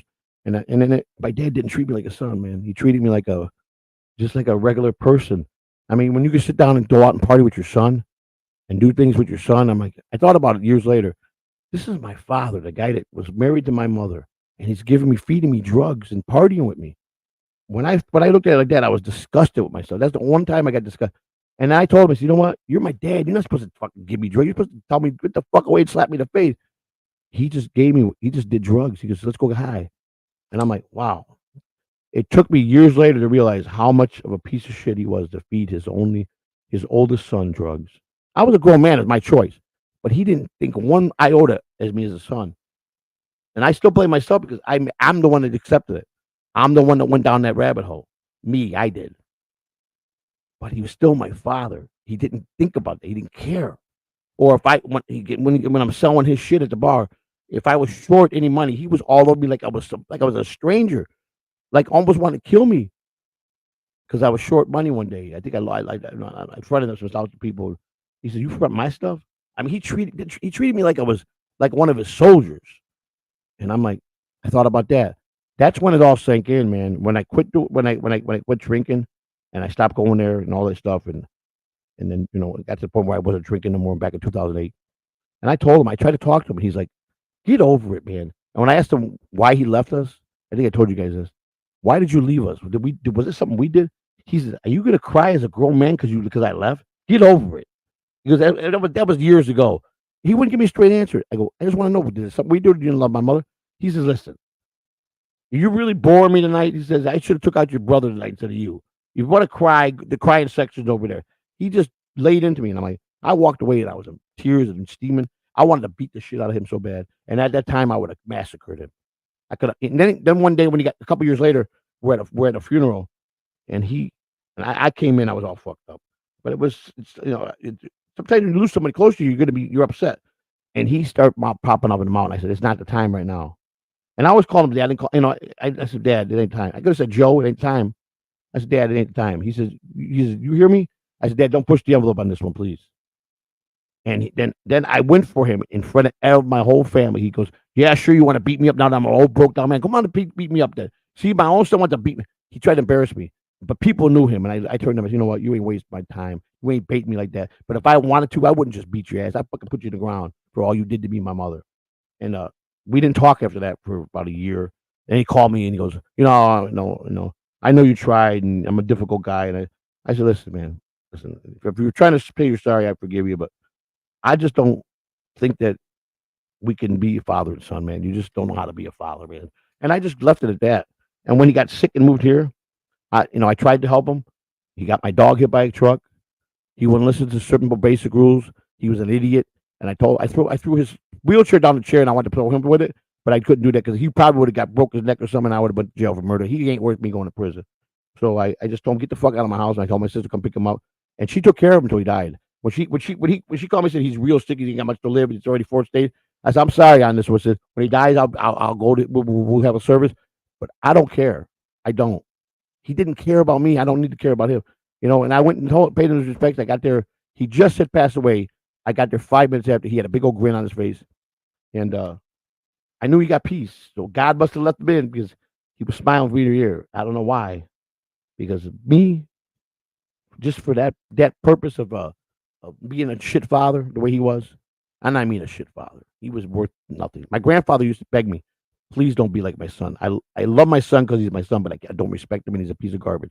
My grandfather begged me. Unfortunately, I carry a lot of his traits naturally without even being around him. I became, but I was never like him as a father. I would never left my kids' side. I always took care of my kids and loved them and showed them they always got me in their life. He would run the other way if I asked him for money when I needed something for something. I went to baseball camp, and my mom went to Missouri at the what was the name? Mickey Owens baseball camp in Missouri. We took a Greyhound bus, and I was just before, it was the summer before I moved out to my uncle gave me the apartment in his building, and I went to Mickey Owens baseball camp with another one of my friends, Jimmy Rosegrants, and Jimmy asked his grandparents if he can go, and I told him that we go on a bus, you guys take us a bus. The bus driver knew we were two minors.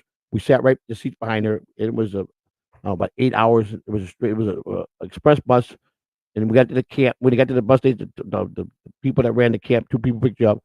It was a great week. You stayed in the barracks, and you did a lot of baseball workouts, and they see if you got talent, and I had a great time, man. And I asked him for money for help for that. I had to work to raise for that to pay for all that, man. My mother didn't have nothing. He goes, I can't help you. I'm sorry. And I'm like, all right, why did she have me? I knew he was gonna say no because he never supported her. And then there was times I asked him to help out when I saw him. He said, I ain't got no money. I used to call him the long pockets. I didn't know that people used to call him long pockets. They go, man, that's your kid, man. He goes, man, I ain't got time for them, man. He would pull out and show me. He goes, hey, look, all I got is $20. And the one guy told me, your dad's called long pockets, right? His other pocket's got about 10,000 in it. He would walk around with $10,000 and $100 bills and wouldn't even help his own fucking kids. When I found that out, it was on. That's when I started working him, and I got good at it because he was the best. I started working him. I said, you want to play this game? I educated myself real quick. I said, you know what? The only way I'm gonna get anything out of this piece of shit, I don't have to work him. So I got it. I picked it. I got picked by moments, and I got him every time. I promise you, I got him. I got him every time, without him even knowing he was the best. He deserved it. He treated his kids like garbage, and I work him. I said, you know what? You ain't gonna be slick with me no more. I got him real good. He wanted me to deal his drugs in his bar. Fuck you. I double cut that shit, brought my own shit in, sold him better shit, and took all his customers. That's what I did. Fucked this whole business up. Stole the pipe from under his ass. And I told him, you want war? You come to Humboldt Park. I got the Puerto Ricans and I got the disciples behind me. You bring your old ass over here and you'll be gone.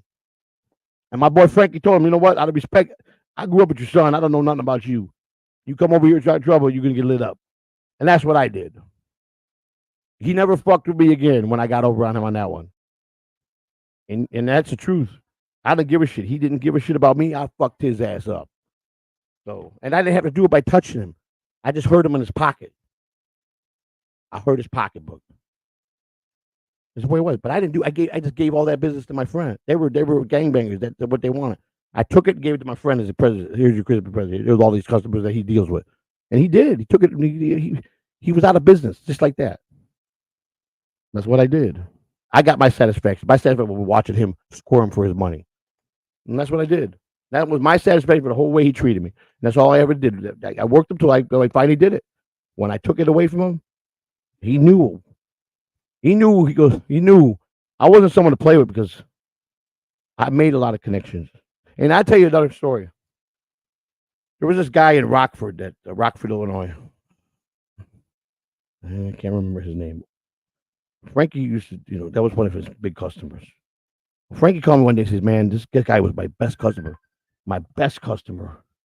He said, but he ain't paid me a drop of money in 2 weeks. You take a ride out there with me so we can talk to him? I go, yeah. So we went up there. And the guy's a great guy, man. I met him a couple times. He invited in his house. He was cool. And he had a house full of people all over the place. Couples there, women down in the base. They were all partying. And we're like, what's up, man? Look at all these people. You got a lot of people. And I said, what, you friend this stuff? He goes, yeah, they all owe me money. Nobody wants to pay me. They're like, fuck you. We're not paying you. I said, you got to go collect your money, man. So Frankie says, no, just give me the list. Who owes you? And so Frankie got the list. He said, all right, we'll take care of this from here on. But we're going to help you out this one time. Either you're gonna stop doing this, we're going to get myself paid, or you're going to be out of business, or you want to still work. The guy says, man, I appreciate it. He goes, but this ain't making you look good because they're going to walk all over you if you ain't going to be stepping up to the plate to get your own money. You know what I'm saying? And I'm going to have Frank, I'm begging him to come on here because he's worried I can't be talking about my life. Frank, there's stories we can tell. I'm not going to tell anything that you did that you could get in trouble for. This is a story we could tell. Because he's been arrested. We got busted and raided so many times. They know he was a drug dealer back in the day. He hasn't done nothing in 15 years. He's straight as an arrow. So who cares? Half those cops are dead anyhow from that era. And he wasn't selling the kids. He was selling no grown-ass man. So it is what it is. He's worried about all these. When I tell these little stories, he gets bad at me. Frank, I'm not telling nothing. I don't know. They don't know your last name. It doesn't matter. It's nothing that you're going to get in trouble for. What are they going to do? They're going to come back and indict you for fucking what you did? There's no base facts for anything. They can't. There's no evidence anywhere. So I don't mind telling this story. So Frank gets the list, and he goes, "We gotta go. But we went back home to Chicago. It's only a 9-mile trip. We go the next day. We bring me, him, in Israel. Now Israel was a martial artist. Frankie's a big motherfucker. I'm here. I'm the little guy. So we went to we went to this first guy's house. I think I told you a little bit about this a couple months ago. And a nice old lady answered the door with a southern accent. Like, yeah, how you doing, son? So can I help? Come on in. We come on in. She's baking all this breakfast. She goes, "Are you boys friends of my son?" I said, "Yeah." So I'm doing all the talking because I like to talk. You guys know that. I go, "Yeah, man, we're here to see your son." And she goes, "What that boy do now? He in trouble?" I said, "Well, I don't know. It depends if he owes us a lot of money. Well, you ain't gonna hurt me, are you?" "No, ma'am. We're not gonna hurt nobody. We just need to talk to him." But that son of a bitch is there smoking that fucking crack with that girl stuck on his. You know what? I go, "Really?" She goes, "Yeah, that's all he got, that whore in there." And she's just rattling off. And that son of a bitch, I told me, but we messing with them drugs, especially for getting me old people. I knew someday this was gonna happen. Please don't hurt my house, man. We ain't gonna touch that. You boys want some breakfast? She cooked us breakfast. We ate breakfast. Went in there, and the first thing out of their mouth is, if I'm doing the talking, they're looking at me like I'm supposed to be scared of you. And he made a comment. Frank goes, you want to talk to him? No problem. And I tell Frank, you can leave the room. I'll take care of it. And the guy would laugh. I got this. Frank said, "Boy, you just made you should have made the choice of me. I'm gonna be nice." He ain't nice. He ain't nice. I promise you, he ain't nice. I'd have gave you the opportunity to let you explain yourself and probably give you a chance. Frank, because you just look at him, you were gonna come out with power. And Frank told me, "That's you want to deal with him?" I told Frank, he goes, "You got Frank back up." He said, "I'll sit down and be quiet." And the guy thinks he's good. So he's going under his pillow. Israel sees him. He's got a 32 load. He's gonna fucking pull the gun on me. I don't know if he's gonna shoot me. He's a bluff me. He tried to scare me. Israel went over there, fucking took it, cracked him in the head. And he's like, "Oh man, what you hit me for, man?" So I said, "All right." So I go, "Here you think I'm some lightweight? You gonna pull a gun on me?" I go, "Did I come in here with a gun? I got any guns on me?" Frank, I go, "Frank, I got any guns?" "No." "You got any guns?" "Nope." "We come to talk." So I said, "All right, you know what? Fuck you." I go, he had a race car out in the fucking garage. He had all this shit that he took in that was from people that he dealt business with. We went and got a U-Haul truck. Israel went and got a truck. We loaded everything out of his bedroom. We got a car haul, took his fucking car, and I took his girlfriend for hostage to go with me. I said, you got 24 hours to get your fucking shit back and your girlfriend. He goes, "Why are you taking my girlfriend for?" "Because she's coming with us." I want you to read between the lines. I don't disrespect my wife. I waited till he came. He called us, said he had the money. He walked into where we're at, and I told him to let me know when he's knocking on the door. And I could tell you this: he didn't like what he saw. But I made her do something to me when he came to the door. And when he said, "Come on, honey," she said, "No, I'm staying with him. Bye." So you figure the picture out. You figure that out. All right? The kicker is, he pulled the gun on me. I made him watch with a gun to his head. And that's a true story. Promise you that. 100% real. That's right. No, she wasn't clever. I made him think it was clever. She was actually a nice person. But she wanted to go home back with us. I said, "Listen, I got family. I got. Frank said, "You come with me, baby." So Frank took her to Chicago with him, and she stayed a week, and he dumped her at the bus station and let her go back on the Rockford. He was done with her. But that's not how we played. But everybody was like, I was the lightweight. And Frank will tell you, he tell you, "stupid motherfucker, you picked it. You made the wrong choice." Because he's a big guy, this nice guy. He's gonna try to reason to get his money. I'm gonna go for the throat because I gotta prove myself everywhere I go. All my life I had to prove myself. Now back in those days, I didn't play. I had a job. He said, "You collect this money for me, I'll give you 50% of it for you." So I'm working. I'm a hustler. I'm making my money. I got mouths to feed. That's a true story. That's a story I can tell because a good ending to it. Nobody got hurt. Hey, everything got paid. He got all the stuff back. No harm, no foul. So nothing was done. And that's how we rolled, man. We were simple guys that we were businessmen. Yeah, that's right, Articulate John. Collateral. And let me tell you something. There's some stories that I really enjoyed that I could tell that I gotta say it's powerful stuff when you get on that trip, that when you got a little power like that, and and I can understand why some people take it too far, and it's the power of that, just the moment of how someone's gonna just lay down for you, and they're trying to be a tough guy, and then you put the fear of God in them, and you really don't want that, but it's a guy like him needed it. Otherwise, you're sitting down like a man and talking out. What's happening, brother? You get soft. I mean, you want to shit yourself. Be honest with us, And everybody, we worked it out. We could sit and talk. This guy was an idiot, and I promised his mother not one thing would be hurt in her house. And we took the stuff back there. And we had guys unloaded, put it back. She loved us. I swear to God, she loved. We went to one guy's house who just had a baby, and I knocked on the door, and it was like 2 o'clock in the morning, and he come to the door, and he knew, and he goes, "How you do?" He let us in. He goes, "I guess I got something to explain to you." They go, "Listen, we don't know you, but the guy that you fronting from, you owe him a lot of money. You got a family, man. You got a baby, man. You know what are you thinking here, man?"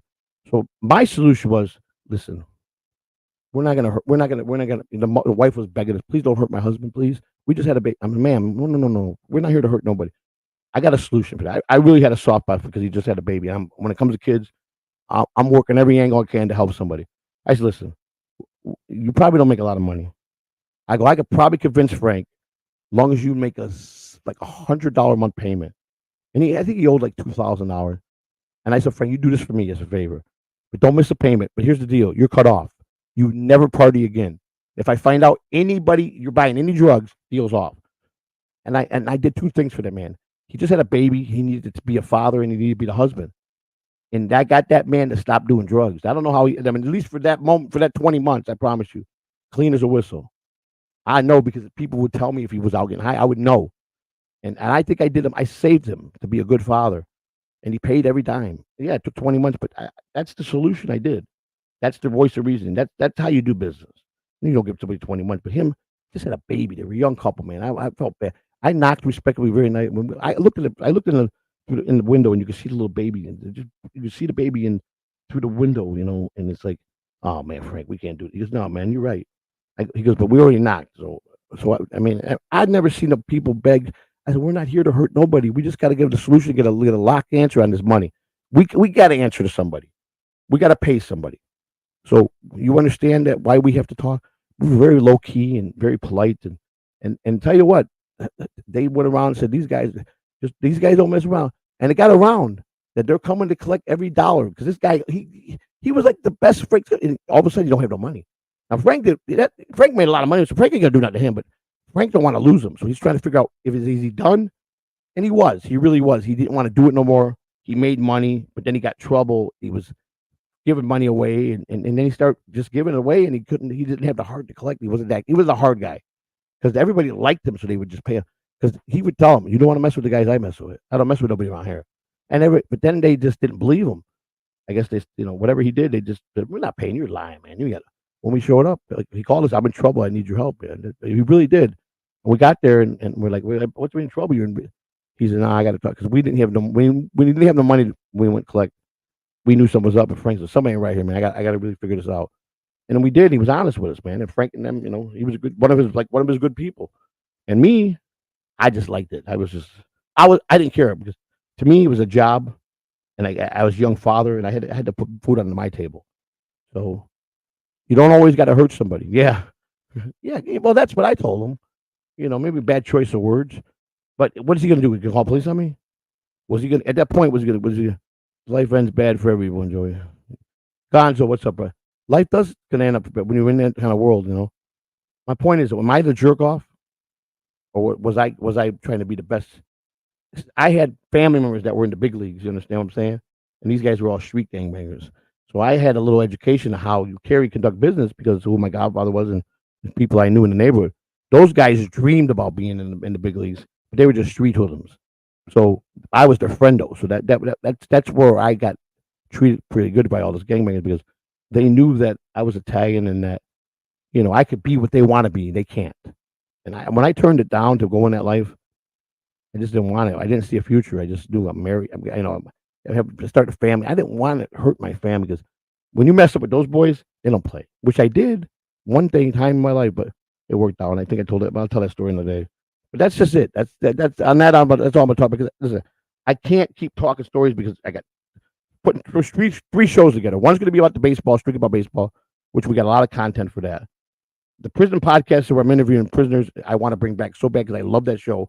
And of course, my everyday life of how I made it from 8 years old to these stories right here. So that's just like one story. I was thinking about it, and like I said, I have a million miles of content, million stories of content up here, things that I've actually lived and did. Even DG told Truly that goes, he's got a million miles of content. All he needs is someone. Gunzo, he says, man, me and him were talking privately, and I told him some stories. That he goes, no, man, I don't know if I want to know this because those are great stories. But he goes, I got a way that maybe we could bring out everything. slowly but surely. And he put together all this work that I've been studying, and he's so right. Gongo, there's so many papers, rosters that I look at that pop up a story. So I got a lot of stuff written down. Now it's just a matter of when I go to DabbleCon 2, I'm going to pitch it, like you said, and let's hope that it works out and they bite, and then we can start that show. I'm at the point with you guys.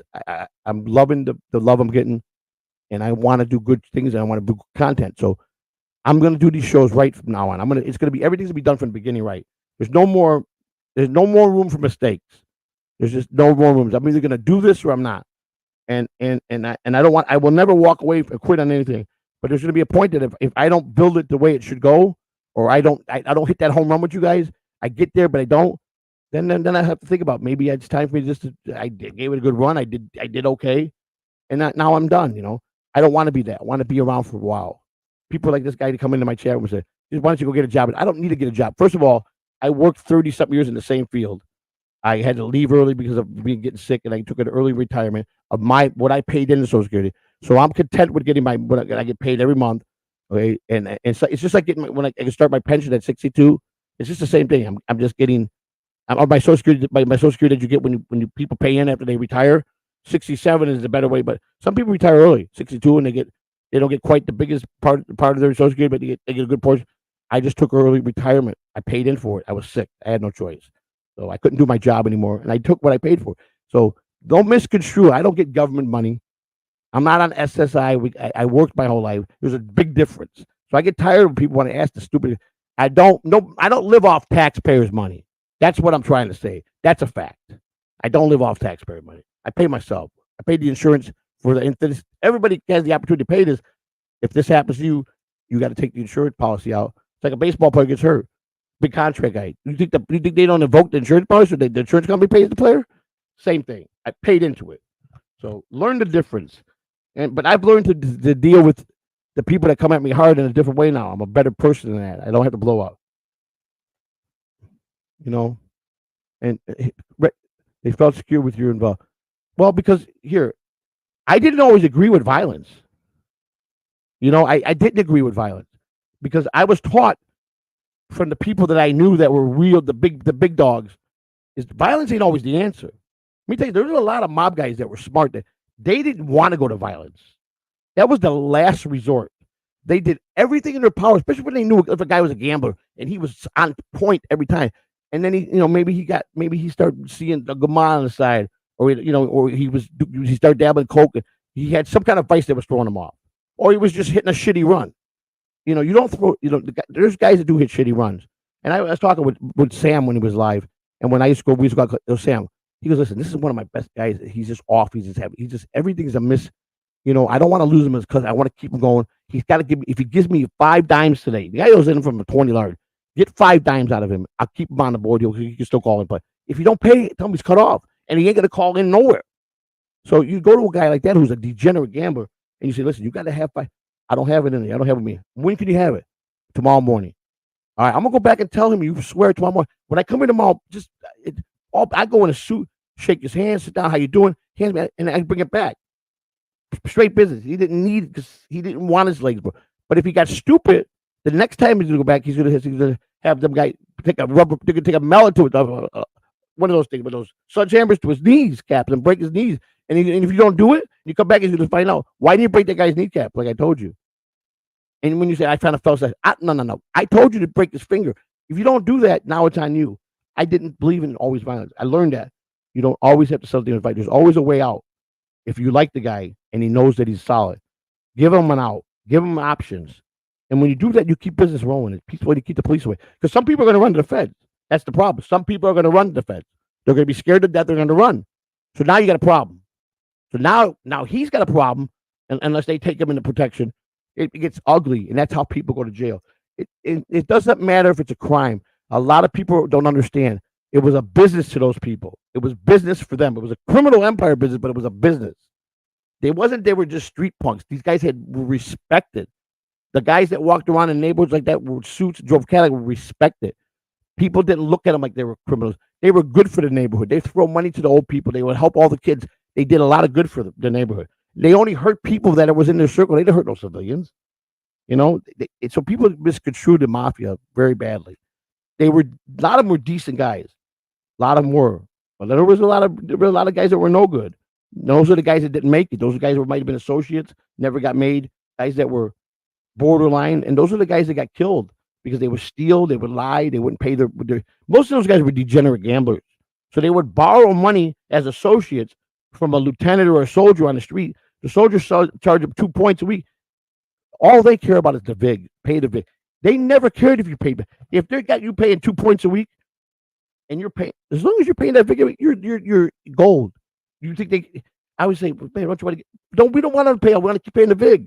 That's what it's about. Let him pay the vig. We get the guy rolling the vig. We're making 20 times more better once the vig starts going. And they're right. If you add the math up, borrow 2 dimes and do 2 points on the vig. What do you got? $400 a week. He's got to pay every week. It's like a paycheck. You got 10 guys like that. You got a lot of money. That's all they cared about, rolling the cycle. Guys paid. They loved it, but they'd rather have a guy on paying the vig every week. That's where they made their money. That's where all the money came in. And when guys couldn't do that, and he was a good customer, they would always use violence as last resort. There were some guys that you give them so many chances, and now, go make an example on, break his legs, break his arms, take his eyeball out, but don't kill him. That would happen. But if a guy had to go, the guy went. That was it. And it usually was someone that was high, that was someone that was ranked, that was already made guy, that was a piece of garbage. You become made and you steal for the family, you're going to get killed. I just learned that. I didn't want that life. I could have went into it. Here's what, I'd probably be either dead by now or I'd be in prison for the rest of my life. Who wants that life? I never thought I would ever go to prison. Yeah, I did a lot of crazy shit, but like guys like Kirkland, you also brought them legitimacy. I did. I tried to reason with everybody. I always tried a way out to help somebody. There was always, Frank was wild when I known him since we were kids, but he came to me one day and says, listen, you know who I am. I go, just listen to my advice. It's only advice. You do what you want. But I'm learning from these guys up here and bringing it to you because you're my best friend. You got to learn to listen. You're the man. Nobody's saying you're not. But I love you because you're my best friend. So if you just follow some of these guys, what they implement, what they're teaching, what I learned, maybe things will be. And he did.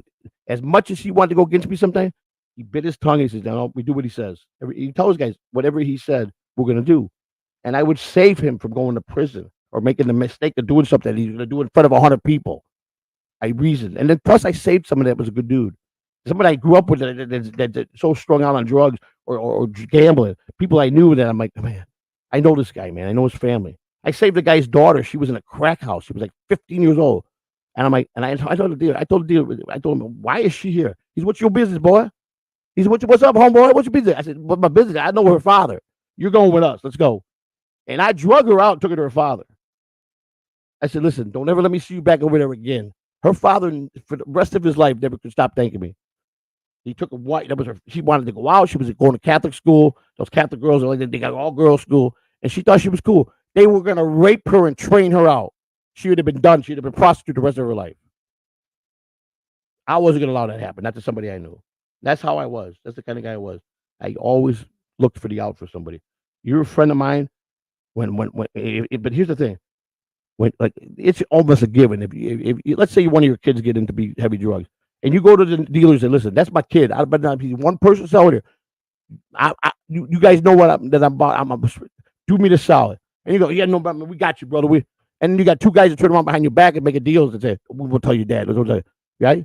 Oh, no, that ain't gonna fly. Then it gets ugly. You know what I'm saying? That's an example. If you see someone's kid and they don't know, and you know something they right, they're a good Catholic girl, but she's just trying to impress her friends. She's there with her little whore friends. I don't care about her friend. I don't know her friends. I don't care. She's leaving. I promise you, we'll get a problem here. I don't care how many people in the house. I put myself in so many bad situations. I should have been shot and killed right there in the spot. But I showed balls and I showed fucking respect, and I never got. I almost, like I said, 3 attempts in my life to be killed, and I walked free every time. I'm still alive because you don't want to know why. At the end of the day, they look at it and say, "This guy's a righteous dude, man. He's connected, man. We better think about this. If you're gonna go half a cock and try to waste me, you're probably gonna have contract. I might be dead, yeah, gone, but I tell you what, the retaliation is gonna be ugly because I never ever disrespected anybody. My reputation was straight, and that's a fact. And and then you think about it, I'm a grandfather now, an old man, and And here I am washing around the Dabbleverse and arguing with people that are behind the keyboard. And I'm like, this ain't me. What am I doing? But because I was hot tempered and a lot of things going on in my life. We lost our daughter, going to prison. My mind was so twisted a year ago. And then I felt like I was back in school again, you know, and people are taking credit. Well, we made you what you are. You know, we schooled you. Nobody schooled me. I just woke up and I fought for what I believed in, and I'm still standing. That's it. Nobody did anything. I already was schooled plenty enough. I just didn't care. I was letting people come at me. And I finally said, if it's going to be me by myself, I'm going to win this battle. I'm not going to let nobody run me off the internet. And that's why I survived, because I went back to my instincts, you know. And I'll tell you right now, and I promise you on the soul of my grandchildren, everything I tell you is 100% legit. I've experienced it. That's when I get upset when people tell me I'm a liar. Like I'm not. I don't kid around about my life experiences. I don't. I share them with people because I know you like these stories. But I'm telling you, if you get deep and listen to me, you get with me and you walk with me, you just got a story that was so true, a life situation where that you could imagine, man, he could have got killed. Man, he could have got arrested. I put myself there because I cared. I always had a heart. And I always knew there was a way of reasoning before violence, because I learned that at a young age. And that's how I was, man. That's how I did things. And the people that didn't take a chance to know me and just trolled me and were jerk offs to me, and I mean jerk offs, you missed out on being around a good guy. And there's no telling me back that when they come back in my life, oh, I'm sorry, you're not, because you didn't listen to anything I said. You wanted to just judge me by the cover. You wanted to take my criminal record and tweak it and make it your own way, tell lies. I already know, because the people that you were doing with ratted on you. You understand what I'm saying? They told on a podcast, it's on a public podcast. Well, you mean all those fake arrest records they were tweaking on him? Never once did they tell the complete story. They told the beginning of the arrest and then made up the rest of their stuff. Never told the outcome. Was he convicted? No. A lot of stuff, no. Was thrown out? Yeah. Was it reduced? They never wanted to do that. They always wanted to come ahead like they were doing something, and they lost at every end, because the truth is going to come out when it's right there in public record. If you search for it, people start searching and say, "But that ain't what they told." People go, "You were right. Of course I'm right. Why would I lie about that when I know you can just look it up into a public record?" I'm not an idiot. A lot of people think I'm an idiot. A lot of people think I'm dumb. I got OJ saying, "No, Melton said no R's could ever have the." First of all, I'm not an R, bro. I'm a lot. I probably outsmart you in anything you do. I choose to play this role and choose to just be relaxed and make people think I'm dumb.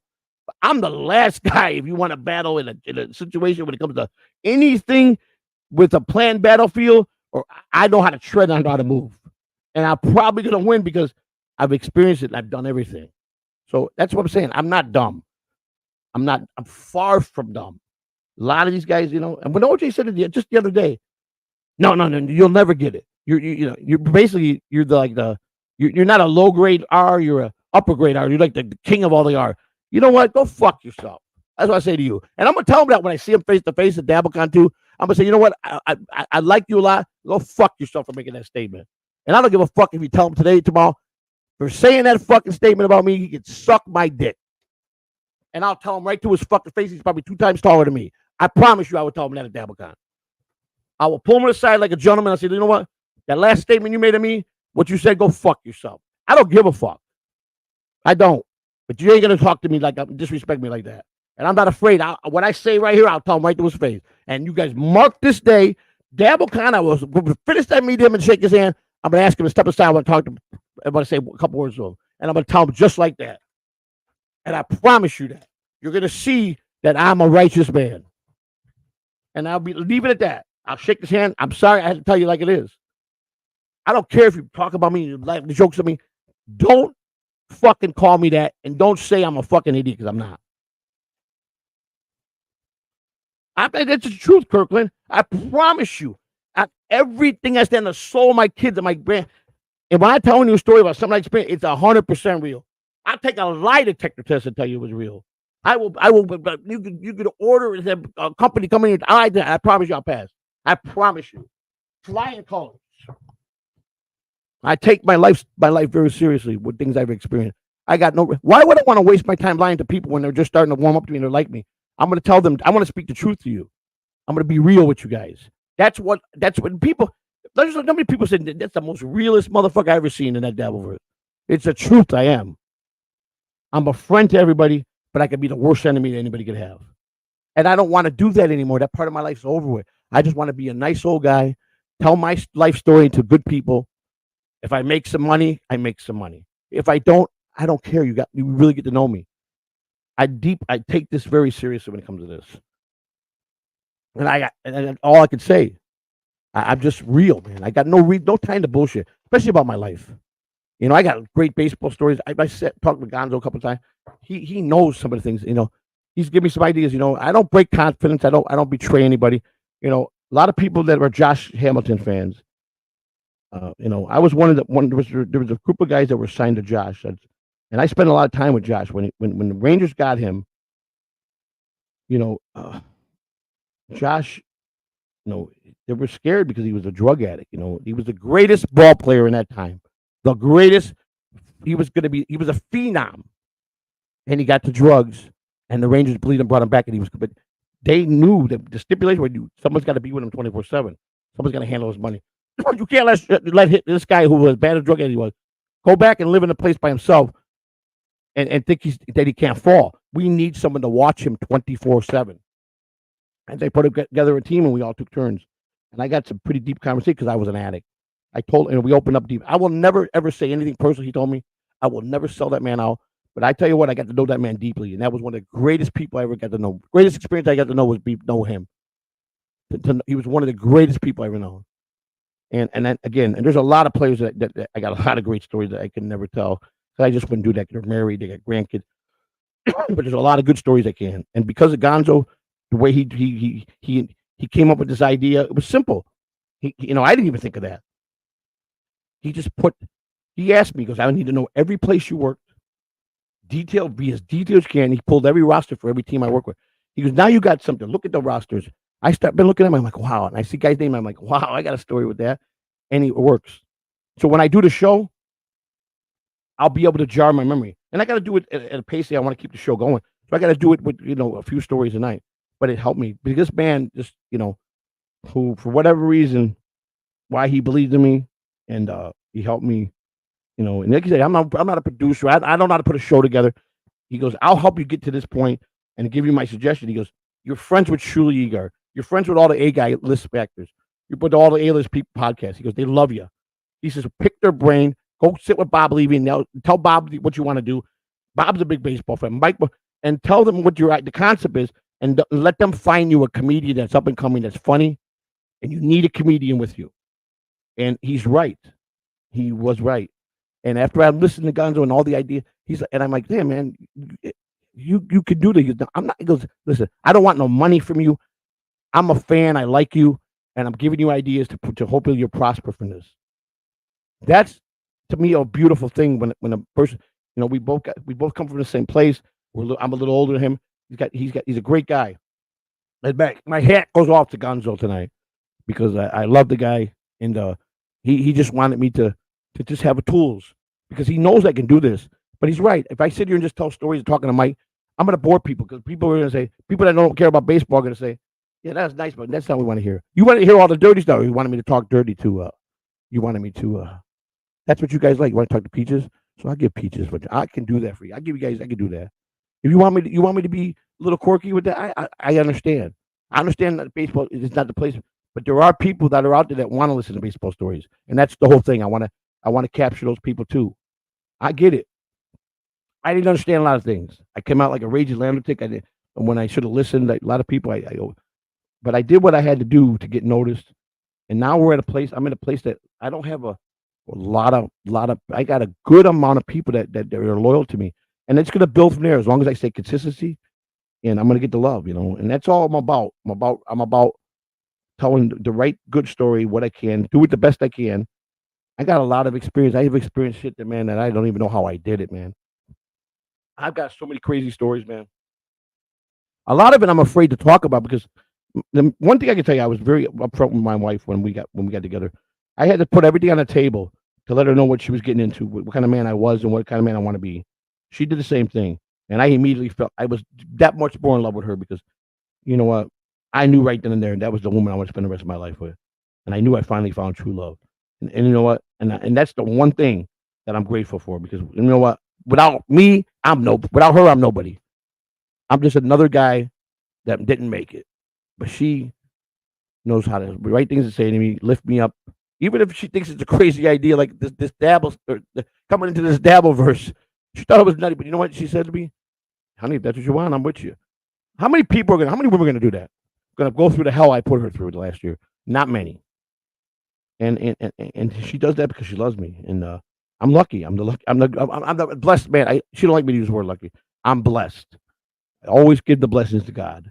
She always big about that, and she's right. She's right. So, and then all you great people come out. I'm blessed. I'm blessed. Last night, or was it the night before, when I got 170 memberships from two people gave 170 memberships. Miss Kitty and Deadpool. Do you guys realize that we had 100? Was it last night's show or yesterday morning show? I forgot which one it was. It wasn't today's. It was Mondays, right? Or Sundays. I forgot what day it was. Within the last 48 hours, we had a big night or morning where we got. No, it had to be nighttime because Miss Kitty only comes at night. So it was the Alpha Shot Lounge. It was Monday. I was filling in for Mrs. C. And 170 memberships were given between Miss Kitty and Deadpool.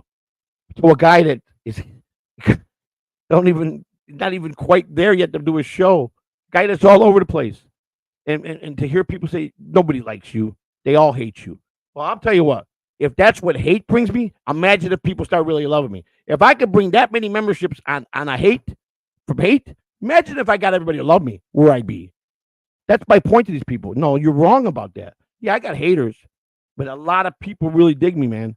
Because there's nobody going to throw money at you like that and keep your chat if they hate you that bad. It's not going to happen. You're going to get trolls. They're going to give you money. You're going to give you a bunch of $2 super chat, like my boy here, like my boy who's he's telling me to get.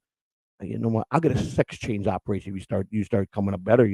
I'll do whatever you want there, Peaches. Come on, Peaches. Wait, the Peaches leave me? Peaches, you cheat on me, Peaches? Peaches, where you at? What's the matter, Peaches? I can scare you off? I got too aggressive with you? Huh? You don't love me no more? Come on, you were trolling me hard. I was giving you some love, baby. Come on. You see, I understand it. I didn't get this 8 months ago. I get it now. I understand. Just roll with it. Give them what they want. I get it. So that's what I'm doing. I'm giving my chat whatever they want. You know what I'm saying? I'm trying to do the best I can. So, like I said, man, I'm 2 hours rambling on. I hope you enjoyed it. I want to thank Kirkland Red 100 for that comment. Made me feel very good. I'm going to read it carefully. Honestly, Joey's stories are too crazy to be fake. I remember on the BS show, someone asked you if you ever put a gun in someone's mouth, and you said, yeah. It was the wrong guy. That's the story of the guy that I just told the full story to. He was the one guy that I did. And I swear to God, I made him watch with a gun in it. I swear to God. Because he tried to be a tough guy, like he's some big drug dealer, and he's a big pimping dude. He's a fly dude. He's a fat dude that the girl only wanted his drugs. She didn't give a shit about him. You understand what I'm saying? And I just wanted to show him, knock him down his knees. Okay, I'm a nobody, but you already clocked me. You already fucking looking at me like I'm the guy, this weak guy. And that's what Frank would laugh. Oh boy, he picked you like we knew he was. I'm the smallest guy. Frank's this big. Israel's strong and buff. And they're gonna zone on the little guy. I gotta prove myself. And I would say, you guys can leave the room. I got this. I wasn't cared if that guy want to beat my ass. I'm all in. I had every day I had to prove myself. Even today I gotta prove myself because I'm a small guy. I'm older now, so I'm way older and I'm unhealthy, but I'm not gonna let nobody hit on me. I'm gonna fight back. Most guys, they connect, I'm done. I'm gonna be gone. I'm gonna be laid out on the ground. But I know how to fight. I fought for a lot of years, so he better get that shot in good. I know how to start out a block fight. I know how to take a punch. Point is, I don't want to fight nobody. I'm too old to fight, too unhealthy.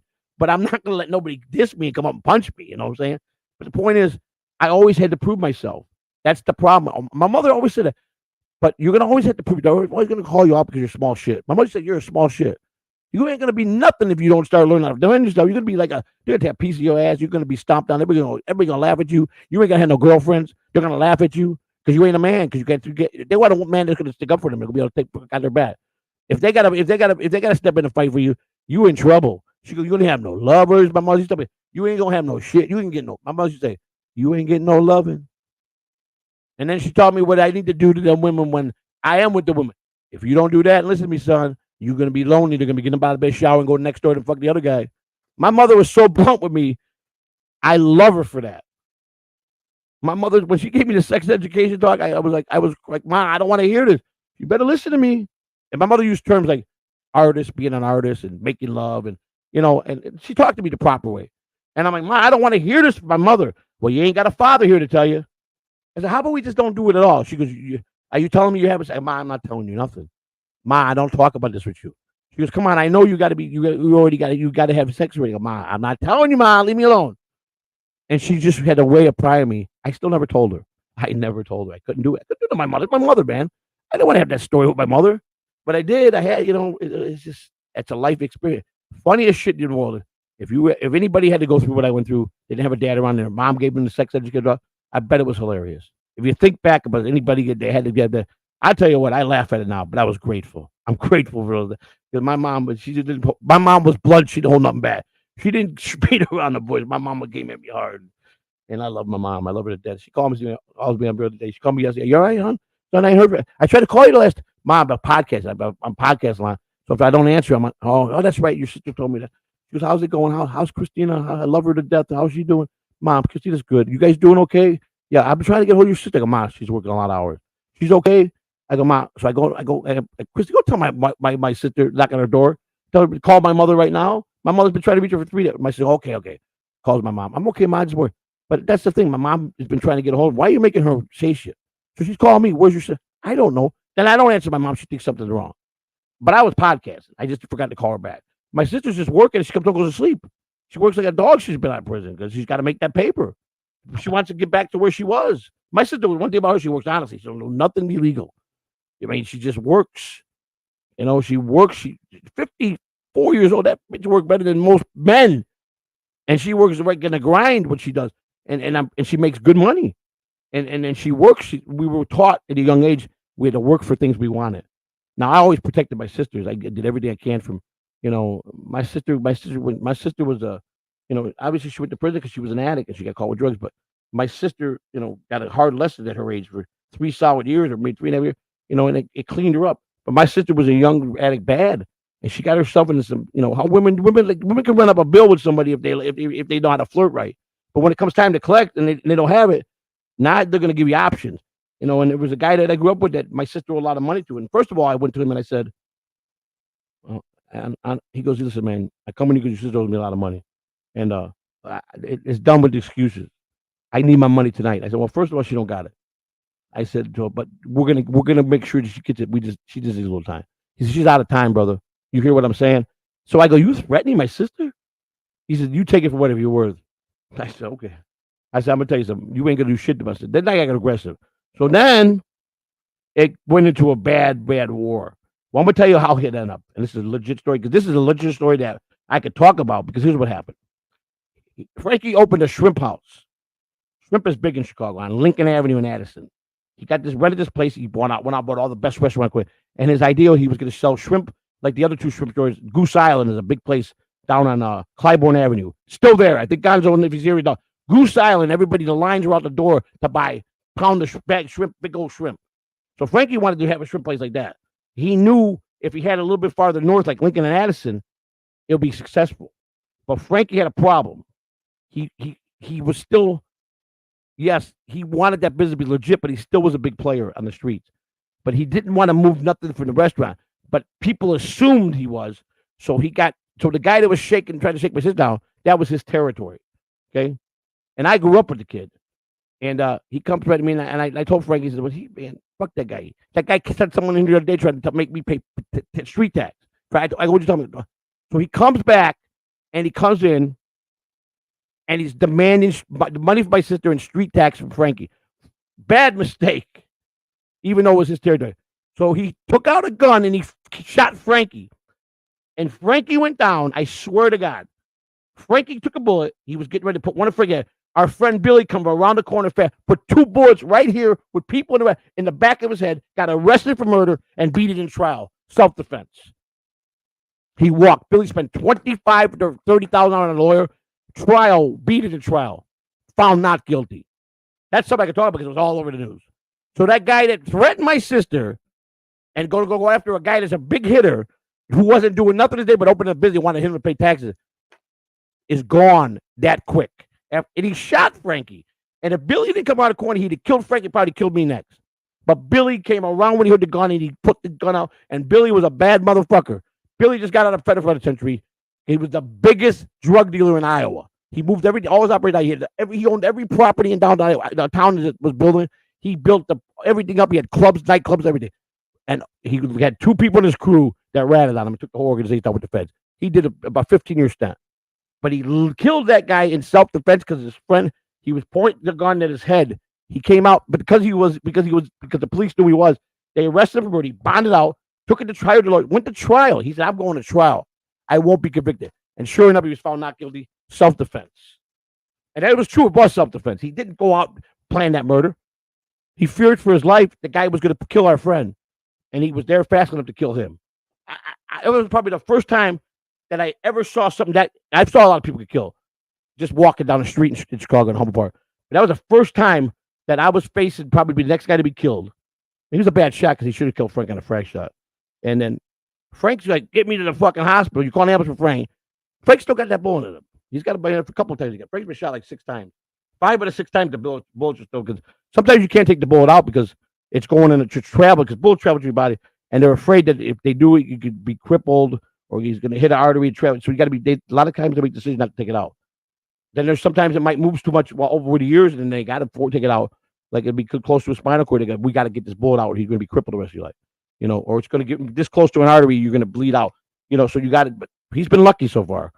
He's got a lot of problems with the walking, and he's bad shape. He's a big guy. He's got a lot of weight on him. But this is a guy that was shot 6 times and lived through it. They were bad shots. This is a guy that went to trial. Every time he went to trial, he beat the trial. These are not little boys. These are grown men that were serious about life. And Billy didn't give a shit. He didn't think twice. Frank was one of his best friends. I was one of his best friends to protect us two, because I was done. I didn't have no weapon on me. If he had turned to shoot me and he might have cut me, could kill me right there.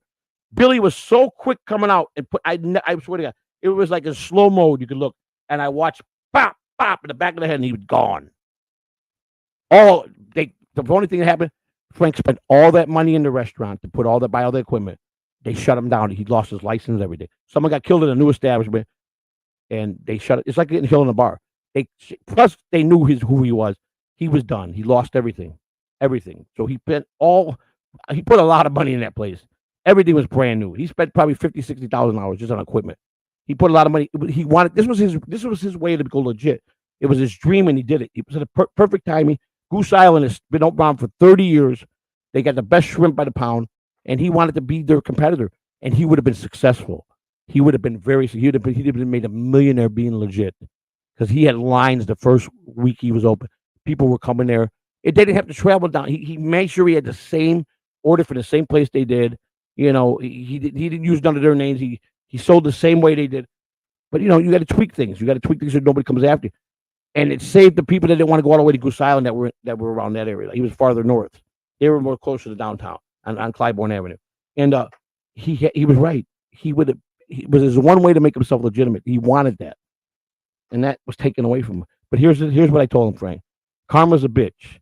When you play with fire, one day you're going to get burned with fire, just like it happened to me. When you lie, it will always catch. I lied to the feds, and there was no way of getting out of it, and I had to be a man and had to go do the time. I never dreamed that I was smart enough to know if the risk outweighed the reward, I wasn't doing nothing that was going to put me in prison. I got caught. I did my time. I was a man. I was blessed. I didn't get a lot of time. My wife got freaking more time than me. She had the hard way. I didn't. I went to college. That's the way I looked at it. I held my head up high. People could tell that the way I talk and present myself. I don't go laughing.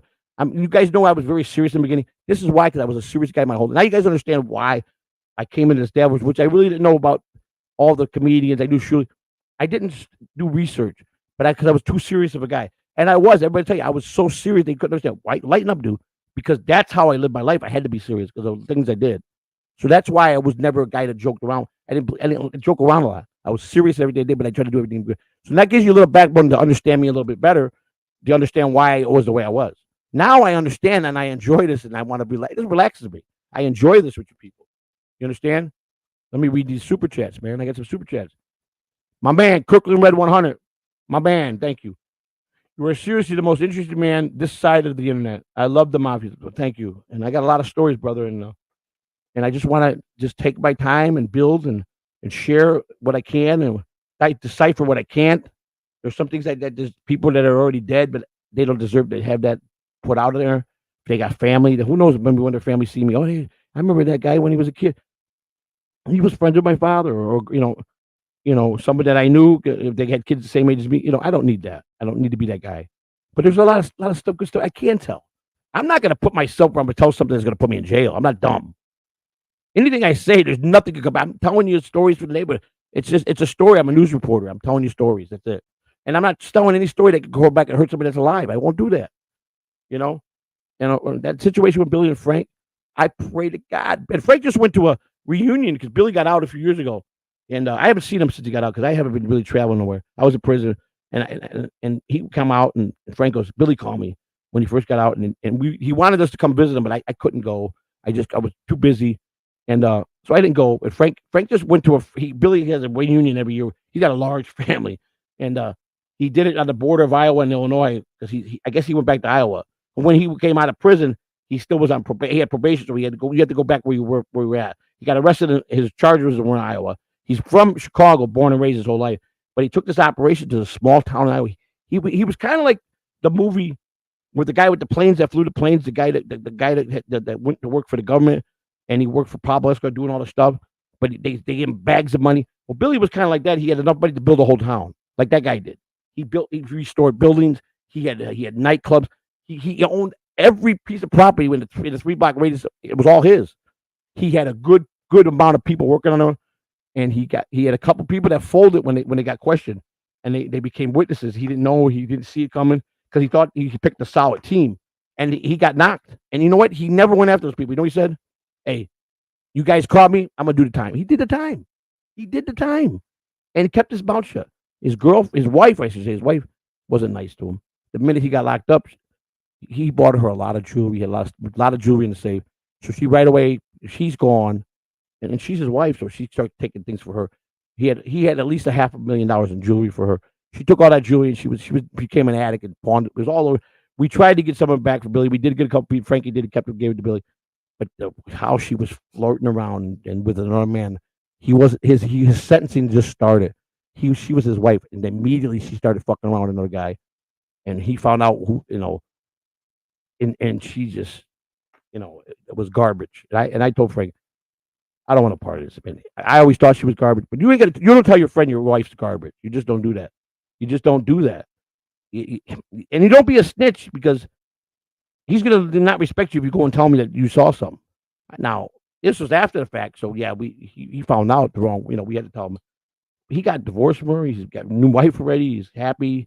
His kids are talking to him. His kids are all grown. Frankie said they had a ball with their life, and he's glad he went. I wish I could have gone, man, but there's just some people I don't want to see. I love a lot of people, and I'm like, you're part of my life, always be in my heart, but I don't need to see everybody. Frank's trying to catch that moment.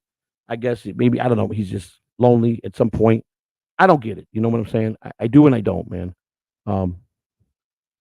But you gotta love them, and I understand. You want one more round of life to feel young again. That's what I've always wanted that, but I'm not gonna do it at no cost. It's gonna hurt me. I was told by a lot of people, time to be a broadcast, time to put a show together. Be real. If you're real, the people that will take the time to figure you out will see the realness in you. Kirkland is one of them people.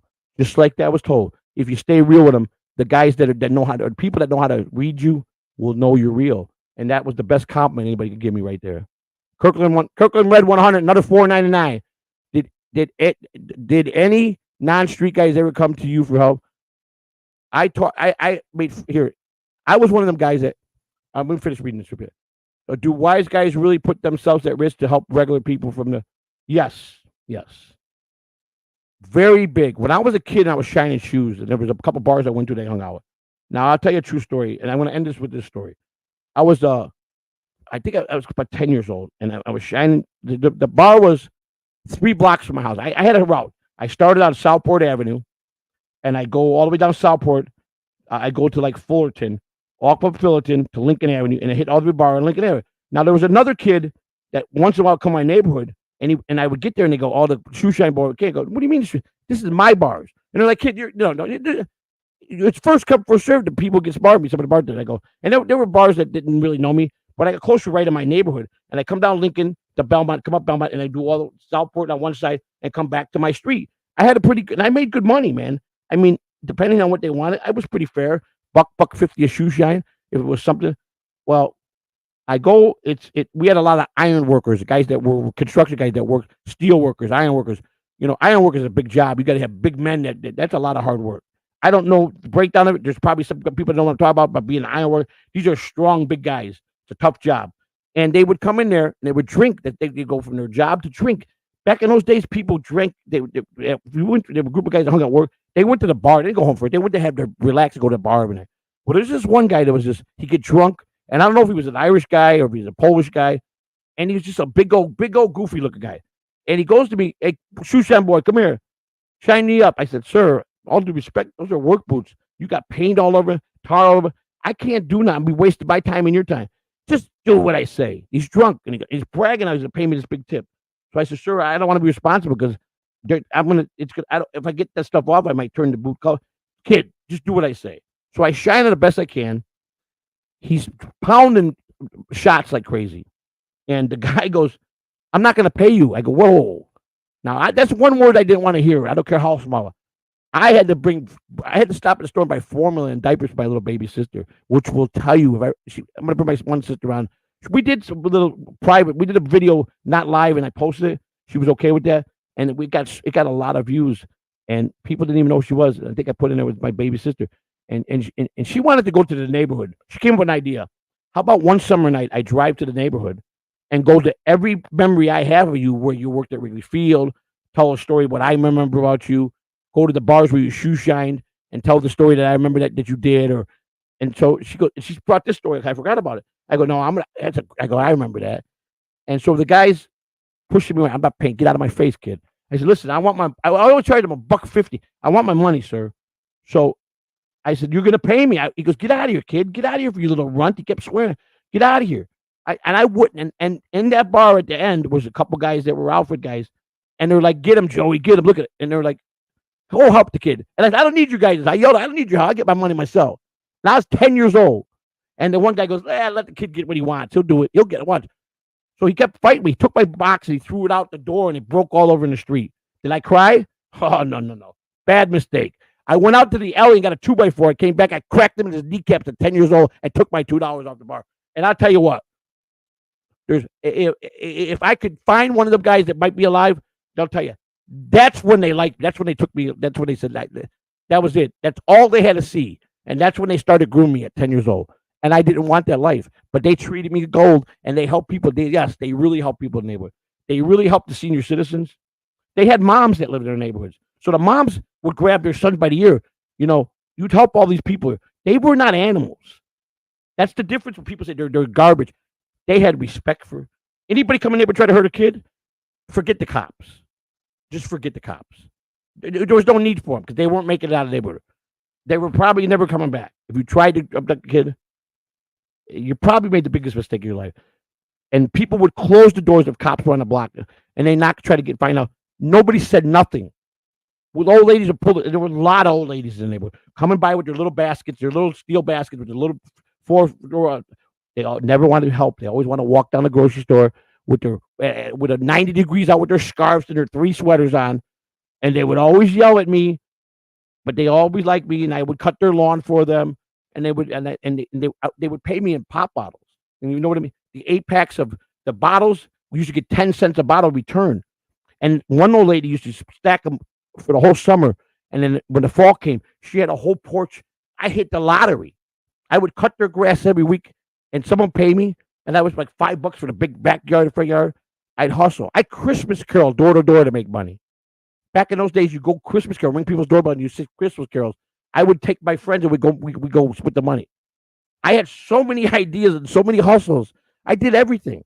I shoveled snow. I went out and bought me a $100 snowsuit where I wouldn't be cold. When Chicago's when it's 40 below zero in that windshield, and I find the best clothes and I go out there. My mother was, "Where you going?" I go, "I got to go make money. We need bread. And I go out and the snowstorm would stop at midnight. I'd be out there shoveling. I just started shoveling the neighborhood. And I'd shovel all the people that I knew that would pay me. And the next day I'd come and they have an envelope for me. I did anything I can. I had more money as a kid than I made as an adult. I put that money away. I saved everything and bought it, gave it to my brothers and sisters. I liked the candy bar. I would always treat myself to a candy bar and ice cream. I would like to get an ice cream cone every day. The ice cream truck I had that. So I always had needs. And hot dogs. Hot Dog John had a little bus cart. He would go on the corner at Waveland and Southport by the movie theater, by the Biograph movie theater, and he'd be out there selling on the corner. And he'd come every day. He was old. He had broken English. I don't know where he was from. I don't think he was from Italy, but he spoke very broken English. And he goes, here comes the shoe shine boy. And I always get a hot dog every day. He always had the money. He goes, boy, young boy always had the money. You working hard, huh? Work my ass off. I used to sneak in the movie theaters. We used to sneak in as a group. One go in to pay, and then would open the side door and let us all in. And then back in those days, the guys that come around with the flashlights, the older kids that walked around to see if anybody's doing anything they supposed to, kids making out in the theater, doing things they supposed to do. That's a great place to make out with your girlfriend, but the movie theater is dark. We didn't care about the movie. We just want to feel up our girlfriends and go make out with them. But we take turns. Who's the guy going to go through the door to pay? Who's going to be the guy to open it? We go every Saturday to the Biograph and we watch movies. We stayed there from morning to the time we opened, to the time they closed. They would play a different movie. There was one place that would play a different movie every day. Every movie was 3 hours. The next movie, every time the next movie it'll be a different movie, and we stay all day. I mean, my mother put a curfew on me in the summer. I stay out 11 o'clock. I don't care what old I was. She would be home when it's dark. I never went home when I was dark. Came home at 11 o'clock. Okay, I had a girlfriend at a young age. I was playing kissy face all my life. So my mom got to the point that she learned to trust me, but she was worried. She didn't worry because she knew that I was well known up. I was the mayor of Southport Avenue by the time I was 18 years old. Every owner respected me. I worked for Leo Southport Lanes. He's got a bar with 4 bowling alleys where you set the pins. I was a pin setter. I used to he hired me to. I did such good at a pin setter. I'd wax the floors, the lanes. He taught me how to wax floors with the waxer and buffer, how much to pour on the lanes, how to not make them too slick. Every Wednesday afternoon after school, I'd go and wax lanes because Wednesday night was the men's league, Leo Bolden. And he goes, don't put too much our lanes. This is our side. He showed me how to. And as I learned, he goes, he didn't have to come and watch me. When in the beginning, he was like, you put too much oil on that. Now here, go take this. You got to watch. If you put too much, if you oil it up, the ball's it's not gonna curve for you, hook for you, And he taught me all this stuff. And I'll tell you a funny story. And I'm not gonna get to. I'll finish this tomorrow. I was pin setting. I was 12, 13 years old. 4 guys came in. Now this was an old man, old lady bar. This was a senior citizen bar. People were 70 years old. The women drank a shot in the beer, just like their men did, and they were always filled with senior. And he had a little electric plate. One of those pizzas, he sold frozen pizza for $4. I always had pizza there, and he gave me a discount. What the cost was, he paid me for pin setting. I didn't make a lot of money, but he put me on every shift I wanted, and I was the guy that waxed the floors. He gave me extra money he knew I had no money. He knew my mother had nothing, so the guy took me under his wing. When he first saw me as a bat boy, he always had the cupcake. All those people died, and he saw me up there. It was like he was my father. He bragged every day. From that point on, I got carte blanche all the way through my adult years till I left Chicago. When I'd go in there as an adult, he goes, oh, here comes my boy. He tells stories. This kid, I saw him on TV. It was the greatest day for my life to see me running bats back and forth. He says he made it. This kid made something of himself. All the owners did that. I worked for Joe Glagabos, who came from Italy, who had a pizza place. Started mopping his floors for $1 an hour, went to a phone answer boy, to being a cook in the back when I was 13, 14 years old. I had all these jobs. I made money coming in for me. I had to get what I wanted and take care of my brothers and sisters. My mother, to this day, will say, my son stepped up to the plate. Even though she was so confused and I caught a lot of beating, my mother she taught me how to be a man. I repaid her back by being a father to my sister and brother. When my brother found out I was an addict, he lost a lot of respect because he idolized me, my brother. I was everything to him. My brother hated the fact that I became an addict because my brother never touched a drug. My baby sister never touched a drug. It was me and my sister, my older sister. We were the black sheep of the family. And I don't want to get in. I don't want to get all melty and toasty here, and I don't want to cry. But my brother was a little shit that couldn't fight his way out of a paper bag. When he turned 16, he grew. He stretched out like my grandfather. He started lifting weights, started fighting, learning how to box, karate. My brother was the baddest on 2 feet. This kid was so psychotic, he made a list of everybody picked on him. Even though I took care of him, And he went as an adult and found every one of them, and he beat the shit out of them. He crossed them out as he did it. That's psychotic. But I went along with him. I went for the rides for him, and he was strong. When I just remember, I come back. I asked my mother, "Who's that?" She goes, "That's your brother." I mean, he was so big, but he was, my brother was juicing because I noticed he was angry, and my mom goes, "I don't know why he's so angry." And I go, "Mom, I think he's on juice." She goes, "What are you talking about?" I don't know, but no, I don't know. I'll talk to him.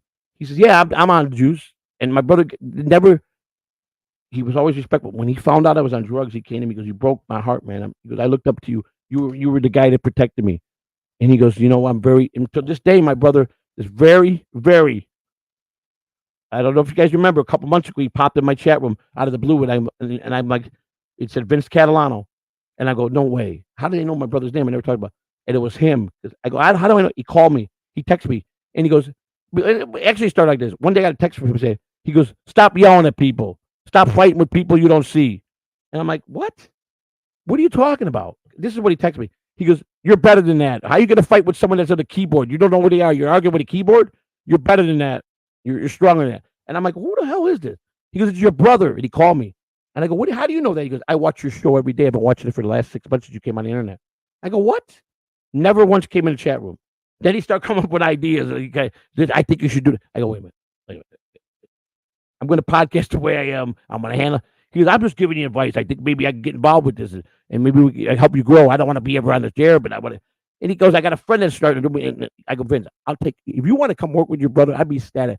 But I know I heard him, and he did. It changed the way how he felt about me, and he keeps his distance from me because he's never forgave me for that. I remember that one time I needed drugs so bad, I had no money. It was 4 o'clock in the morning, and I looked at my uncle. He says, How you get?" He goes, "The bank opens at 8 in the morning. We'll have money." I said, I gotta do it now. I was at one of my points. I gotta get high. I go, "I'm gonna go knock on my brother." He said, "Are you nuts? Your brother will kill you." Knock on his door. He said, "What are you gonna tell him?" I said, "I'm gonna tell him the truth." I knocked on the door, and I'm beating on the door. He goes, "This better." He goes, "Whoever this is, my mother better be dead." He opens the door. He goes, "What the?" I go, "I need $40, man." He goes, "Wait a second, you woke me up." He goes, "What the fuck you need $40 for, Joe?" I go, "I gotta get high, man, or I'm gonna go hurt somebody." He went in his pocket. To this day, he'll tell you, I wanted to wring his neck. And let me tell you, my brother got so strong, he had to beat the kid. The kid I could beat up when he was a kid, I wouldn't stand a chance. He'd have lit me up. As much as I know how to fight, he was a wrecking machine. He had a crush, but he never would lay his hand on me. He didn't. He was disappointed me. He went in his pocket. He says, "You know what? Only you would come at 4 o'clock in the morning with the truth. What am I going to tell my brother?" He's, "Don't ever come here again for this because I don't. You know how I feel about it." He gave me the $40. Told me, "Don't ever ask me again for money ever, unless you're clean." And I went on for, that was 80, 83, 84, and I went on for another 20 years. And now he knows I'm clean, and I guess he's been watching me, and he calls me from time to time. But we don't have a relationship because I hurt him. I disappointed him. I was the guy that took care of him and my sisters, and he looked up to me. So I made a lot of bad mistakes there, but I don't regret it. I don't regret who I am. I don't. And that's it, man. I got to go. 2.5 hours. I hope we connected tonight. I want to thank Kirkland Red Hunter for the super chats, Peaches, Flex for the gift, and Kitty. I want to thank everybody. I'm going to read a couple chats, and we're going to get out of here, man. I appreciate you guys hanging out. Just know I love you guys, and I'll be right back. I got to get up at 9 o'clock in the morning for Coon. I got a big day tomorrow. I got a lot of stuff to do. I got to go to lunch with somebody that's in Tampa to the podcast that I've never met, but I know him pretty good, and we're going to hook up tomorrow for lunch. I owe him lunch, promise him lunch, and I'm going to go take him to lunch, and we're going to talk about me and him continue doing something that we've got a project going on. Barry Seals, that's right, Barry Seals. Barry Seals, he had a lot of heart. Barry Seals thought he could go rat, and then he got sentenced to go to a halfway house he had to go every night, and I guess he had to go in at nighttime and stay there, but he got to go home every morning. And they finally waited, and he thought he was safe, and he was always looking over his shoulder, looking at the car, and they finally clipped him because he knew too much. You always wind up bad in that life. I don't recommend anybody to be a criminal. I don't bet anybody to get in drugs. Anybody that's an addict that wants to talk to me, I will help you the best I can to get you off drugs. I know a lot about this. An addict, as long as I was, I can help people. I really can. I can help you get off drugs. So my whole pitch for this is I want to help people that are on drugs. if I want to be a counselor, I'm thinking about going to school and doing this. I'm old. I didn't like school, but I think I could do it. I think I got past it to do this and get me a certificate to be a counselor and help people. I want nothing but to help. I want to get all these young kids off of drugs. I want to help people as much as I can. That's something I want to do and I need to do. So I'm telling you right now, if you got anybody wants to talk, all you gotta do is you reach out. My email is simple. It's catalanotv14 @gmail, and I answer everything. If you're serious, now if you're gonna be trolling me and think that I'm green and you're gonna school me, don't waste your time. Because if I don't see sincerity in there, I'm not gonna answer. That's the only time I want to answer. You know, and there's nobody yet I feel to be good enough to get one over on me. I always figure it out because I'm good at that. That's one of my vices that I'm good at. But if you really need someone to talk to and you need help and you're in a hard way with drugs, it's okay. I understand. Don't worry. Or maybe you lost some families that want to talk to you and it hurts you. Just listen to me. There's a solution for everything. I understand that drugs heal that moment for you, and you feel good when you're on them. You forget about things. You forget about your past, or you forget about something you're involved, or maybe someone's chasing you and you owe some money, and you think that by getting high you could deal with it better. It's not going to work. None of that works. You got to first get to the guts of the problem, acknowledge it, understand it, and then rehabilitate yourself. And I could do that because I lived it, and I mean that from the bottom of my heart. That's one of my dreams to do. Now that I'm level headed, I want to be a good podcaster, and I hope you enjoyed everything tonight. And Kirkland, one of Red 100. Yeah, a big shout out to you tonight for hitting the right question, saying the right thing, and I hope I answered your questions because they really they really will help people, the civilians, especially if it's elderly people that their mothers, friends, or kids in the neighborhood they protected like gold, and yeah, they were. And there's a lot of idiots. Most wise guys or associates that are trying to become, they're gamblers, they're degenerate gamblers, and they owe a lot of money. So they have to do these. They have to go out and be soldiers or be non-made guys and prove themselves because they owe so much money. And the guys at the top, they go, as long as they're paying their points every week, we keep them working. But here's one thing I tell you: the mob don't set you up in these scores like people like the movies do. You got to be creative and be an earner. If you don't earn yourself and come up with stuff, there's guys that are earners like a motherfucker, and there's guys that are scratching their head, figuring out, help me out here. I got to kick up something or I'm going to be in trouble. And that's one thing, they will get killed. You don't pay your nut. That's only going to go. You're going to get vigged on it. But when you get behind, you got to make a move. Either you're going to make a move on them, which is you can't because you legally can't because you need permission. But some guys get balls and they make a name for themselves and they go ahead and they wipe them out for them, and then they become boss. It could happen. But very rarely, you will get met. But they never went out and hurt a civilian. Never. Maybe not even by accident. I could think of any professional wise guy killing a civilian by accident.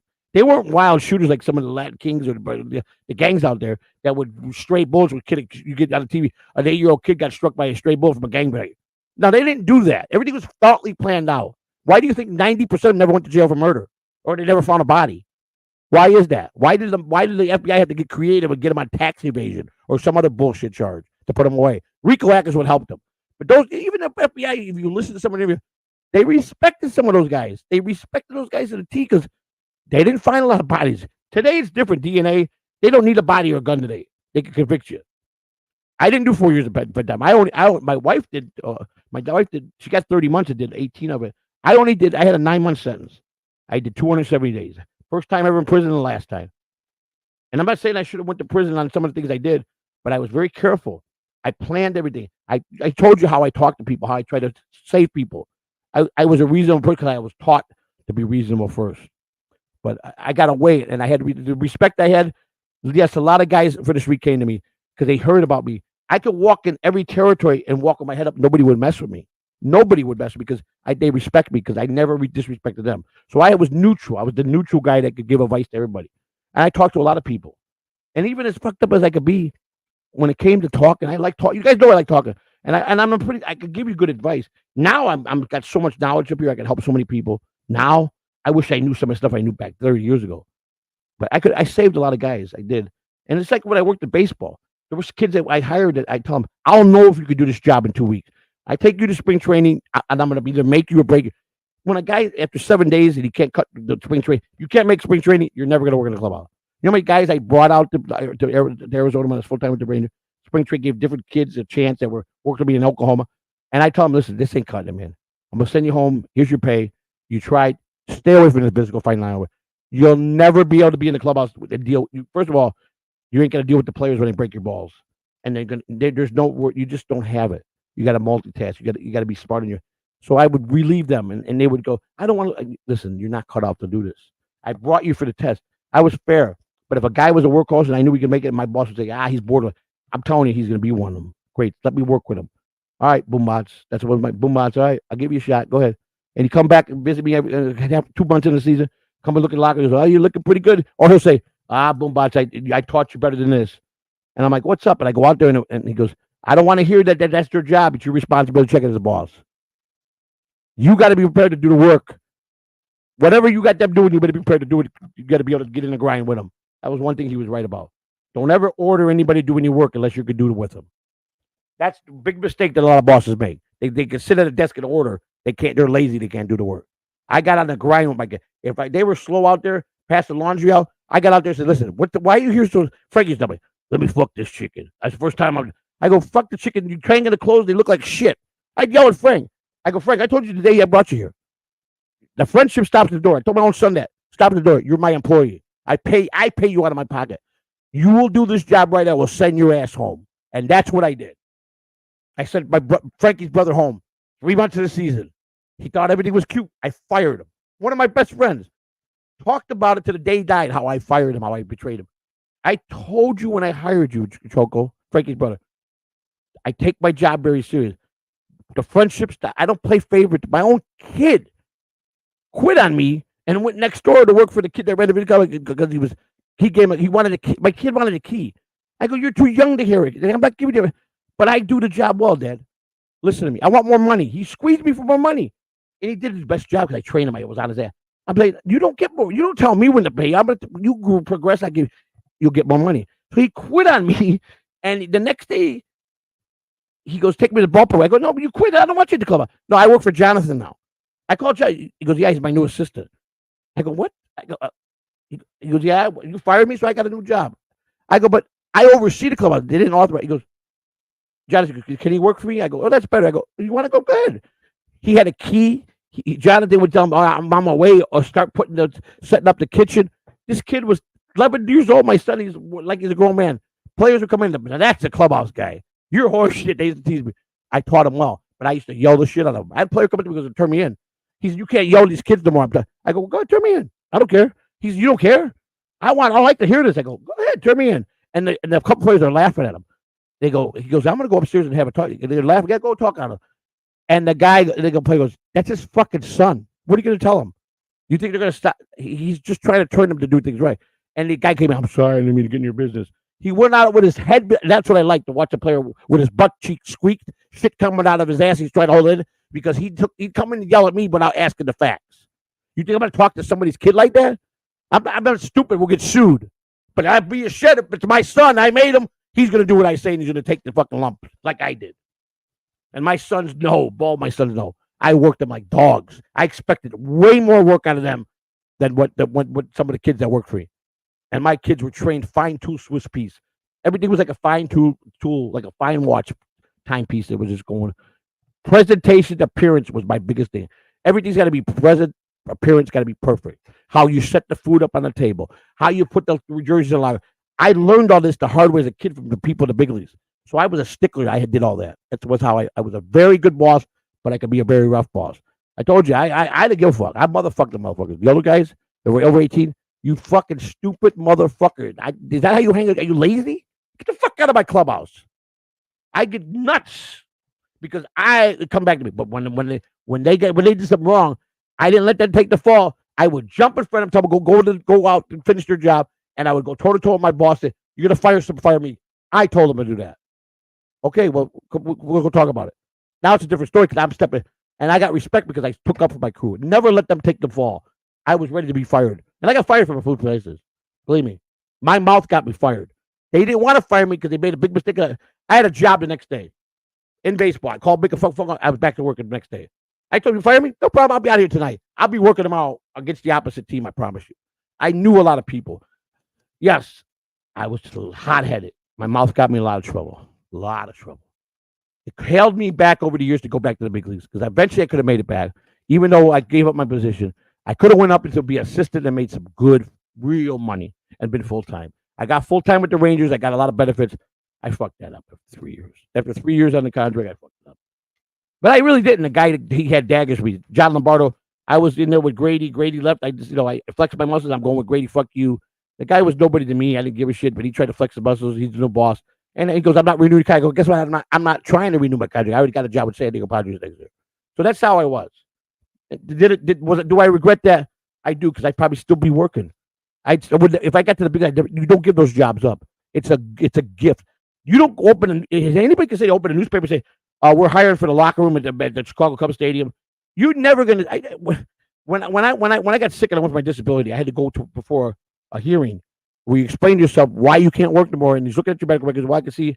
He goes, yeah, you got some pretty serious medical. He goes, but what about we train you into something else? And I said, no, that's right. That you could do that. Look how long I've been doing that job since I was 13 years old. That's all I know. That's all I know to do. You're going to train me. I'm probably not going to be good at it. It's going to waste your time and waste your money. So he brought in a specialist, a guy that does Job Corps. And the guy, and here's was my pitch. I'm as smooth as I can be. The judge just said a triple bypass just came back. So he understood disability because he was out for a long time. And he had to take whatever insurance he had to pay him.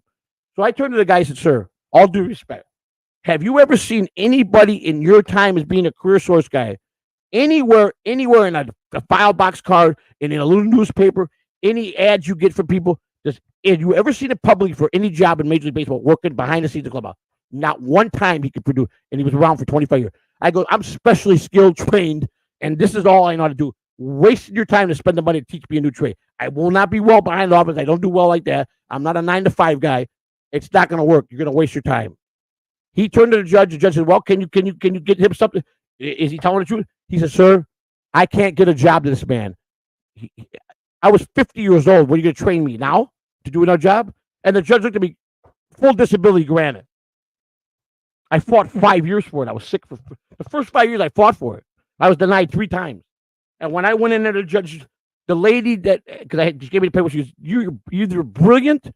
Because he told me, he looked at me, he goes, this man is either the best actor in the world or he's got nothing but truth in him. I looked that judge in the eye and I go, and he goes, you know what? That man's telling the truth. And when the guy back came up and said, that man is right, I can't help him. He's 50 years old. I've never, in the 25 years I've been doing this, seen any job. They don't exist. They don't put ad that we need bat boys at Wrigley Field. Come join, fill out. It doesn't work like that. It's who you know and how you get there, or how well you could talk to the head clubhouse guy to get a job. You just don't see those jobs in the paper. Ever will you in a lifetime? They just don't exist. They don't do that because they don't want to just have 1,000 people out there to get a job. They hire people they know are owners, peoples, or people that are owners that or got interest, or players, families, whatever. You got to know somebody to get those jobs. You got to know, and it's a skilled job because you got to be able to do 9 different things at one time. It's not an easy job working behind the scenes with anything. Movie people that work behind the scenes, it's a tough job. Baseball players and sports athletes are very demanding. And I did it since I was a teenager. By the time I was 50 years old, you think I wasn't seasoned and didn't know my job to put my eyes closed and didn't teach a lot? I was one of the best. But my mouth was bad. My mouth was bad. I got myself a lot of trouble and lost my job. I got to go. I'm way too late here. I got one more super chat here. I think, is this another super chat? I read that one already. Let me see. Am I all caught up? Kirkland, you are seriously okay. Let me make sure. I just want to make sure. Kirkland, I read. Peaches, read. Okay, I'm all good. Guys, I love you. I hope you enjoyed it. Thank you for staying and listening. Please make comments if you really, really got into tonight, and tell me about it. I want to hear it. Please hit the like button. Thank you for the super chats. Thank you for giving us memberships. We're pretty up there in memberships. I was told not to brag about the memberships. Don't tell the count. But you guys can know we were well over 500 going into yesterday, and you can do the math. I'm blessed. Now you got this whole thing is you got to keep people going. So I got to keep you guys staying, and you want to renew. A lot of people renewed today. I was thankful for that, and I hope you guys all renew. And it's worth it. So you could get a membership for as low as 99 cents. You don't have to. You could pick if you want to renew. I don't know if you have to renew that one. Do you have to read? I think you do have to read. The highest one is $2.99. So if you renew, it's $2.99. I didn't kill nobody. I put them as low as I can. I'm just trying to hurt nobody. I just want people to like us, like me, and like my wife, and like the stories, and believe that I connect with you, that it's similar to something you experience. And I promise you, I'll never do you wrong. I'll never tell you something that ain't true. And people that are taking the Gunzo, he knows I speak from my heart. He knows. Incredible. He even said, I don't want, you should never tell anything you can't tell. Be true to that. But there's a lot of things I bet you can tell that you might have forgot about. So here's the formula to bring it out for you. Greatest thing anybody ever did for me. Kirkland 100, Red 100, give me this compliment. That means more to me than his $4.99. It really does. Because it makes me know I'm making a connection. And that's all I've ever been about. I love you guys. All right? I mean that from the bottom of my heart. I'll talk to you guys in the morning. Me and Kahuna, 9 o'clock. Kai in the morning, 7:30. Alpha Shot launch about 10 o'clock. We'll be on the road broadcasting tomorrow. Because the night show, because we'll be with the grandkids. All right? See us tomorrow. The Alpha Shot Lounge on the road with Mr. C, Kahuna Nui, and our favorite guy, Commissioner of Catalan TV. I'll be broadcasting the morning show, though, right from here, right where I'm broadcasting right now. So, Kahuna, I'll see you in the morning, baby. Everybody, love you guys. And now, let me play Kahuna's favorite song. It's an outro that he wants me to play on our show. So I'm going to attribute this to my boy. And where's it at? Here we go. Enjoy. Goodbye.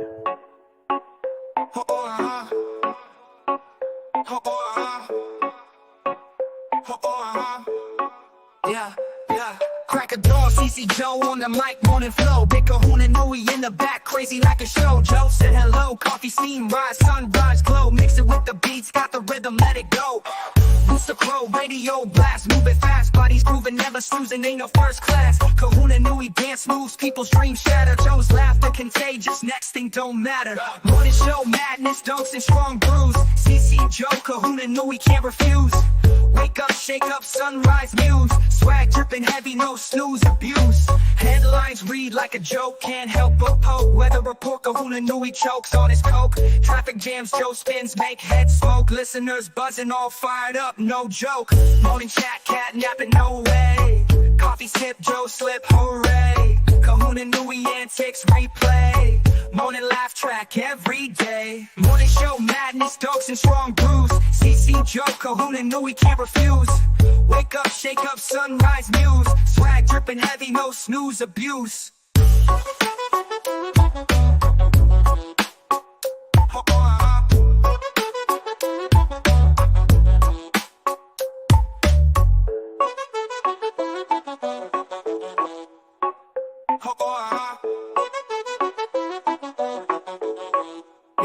Yeah. Morning show, madness, dunks and strong brews. CC Joe, Kahuna Nui can't refuse. Wake up, shake up, sunrise muse. Swag dripping heavy, no snooze, abuse.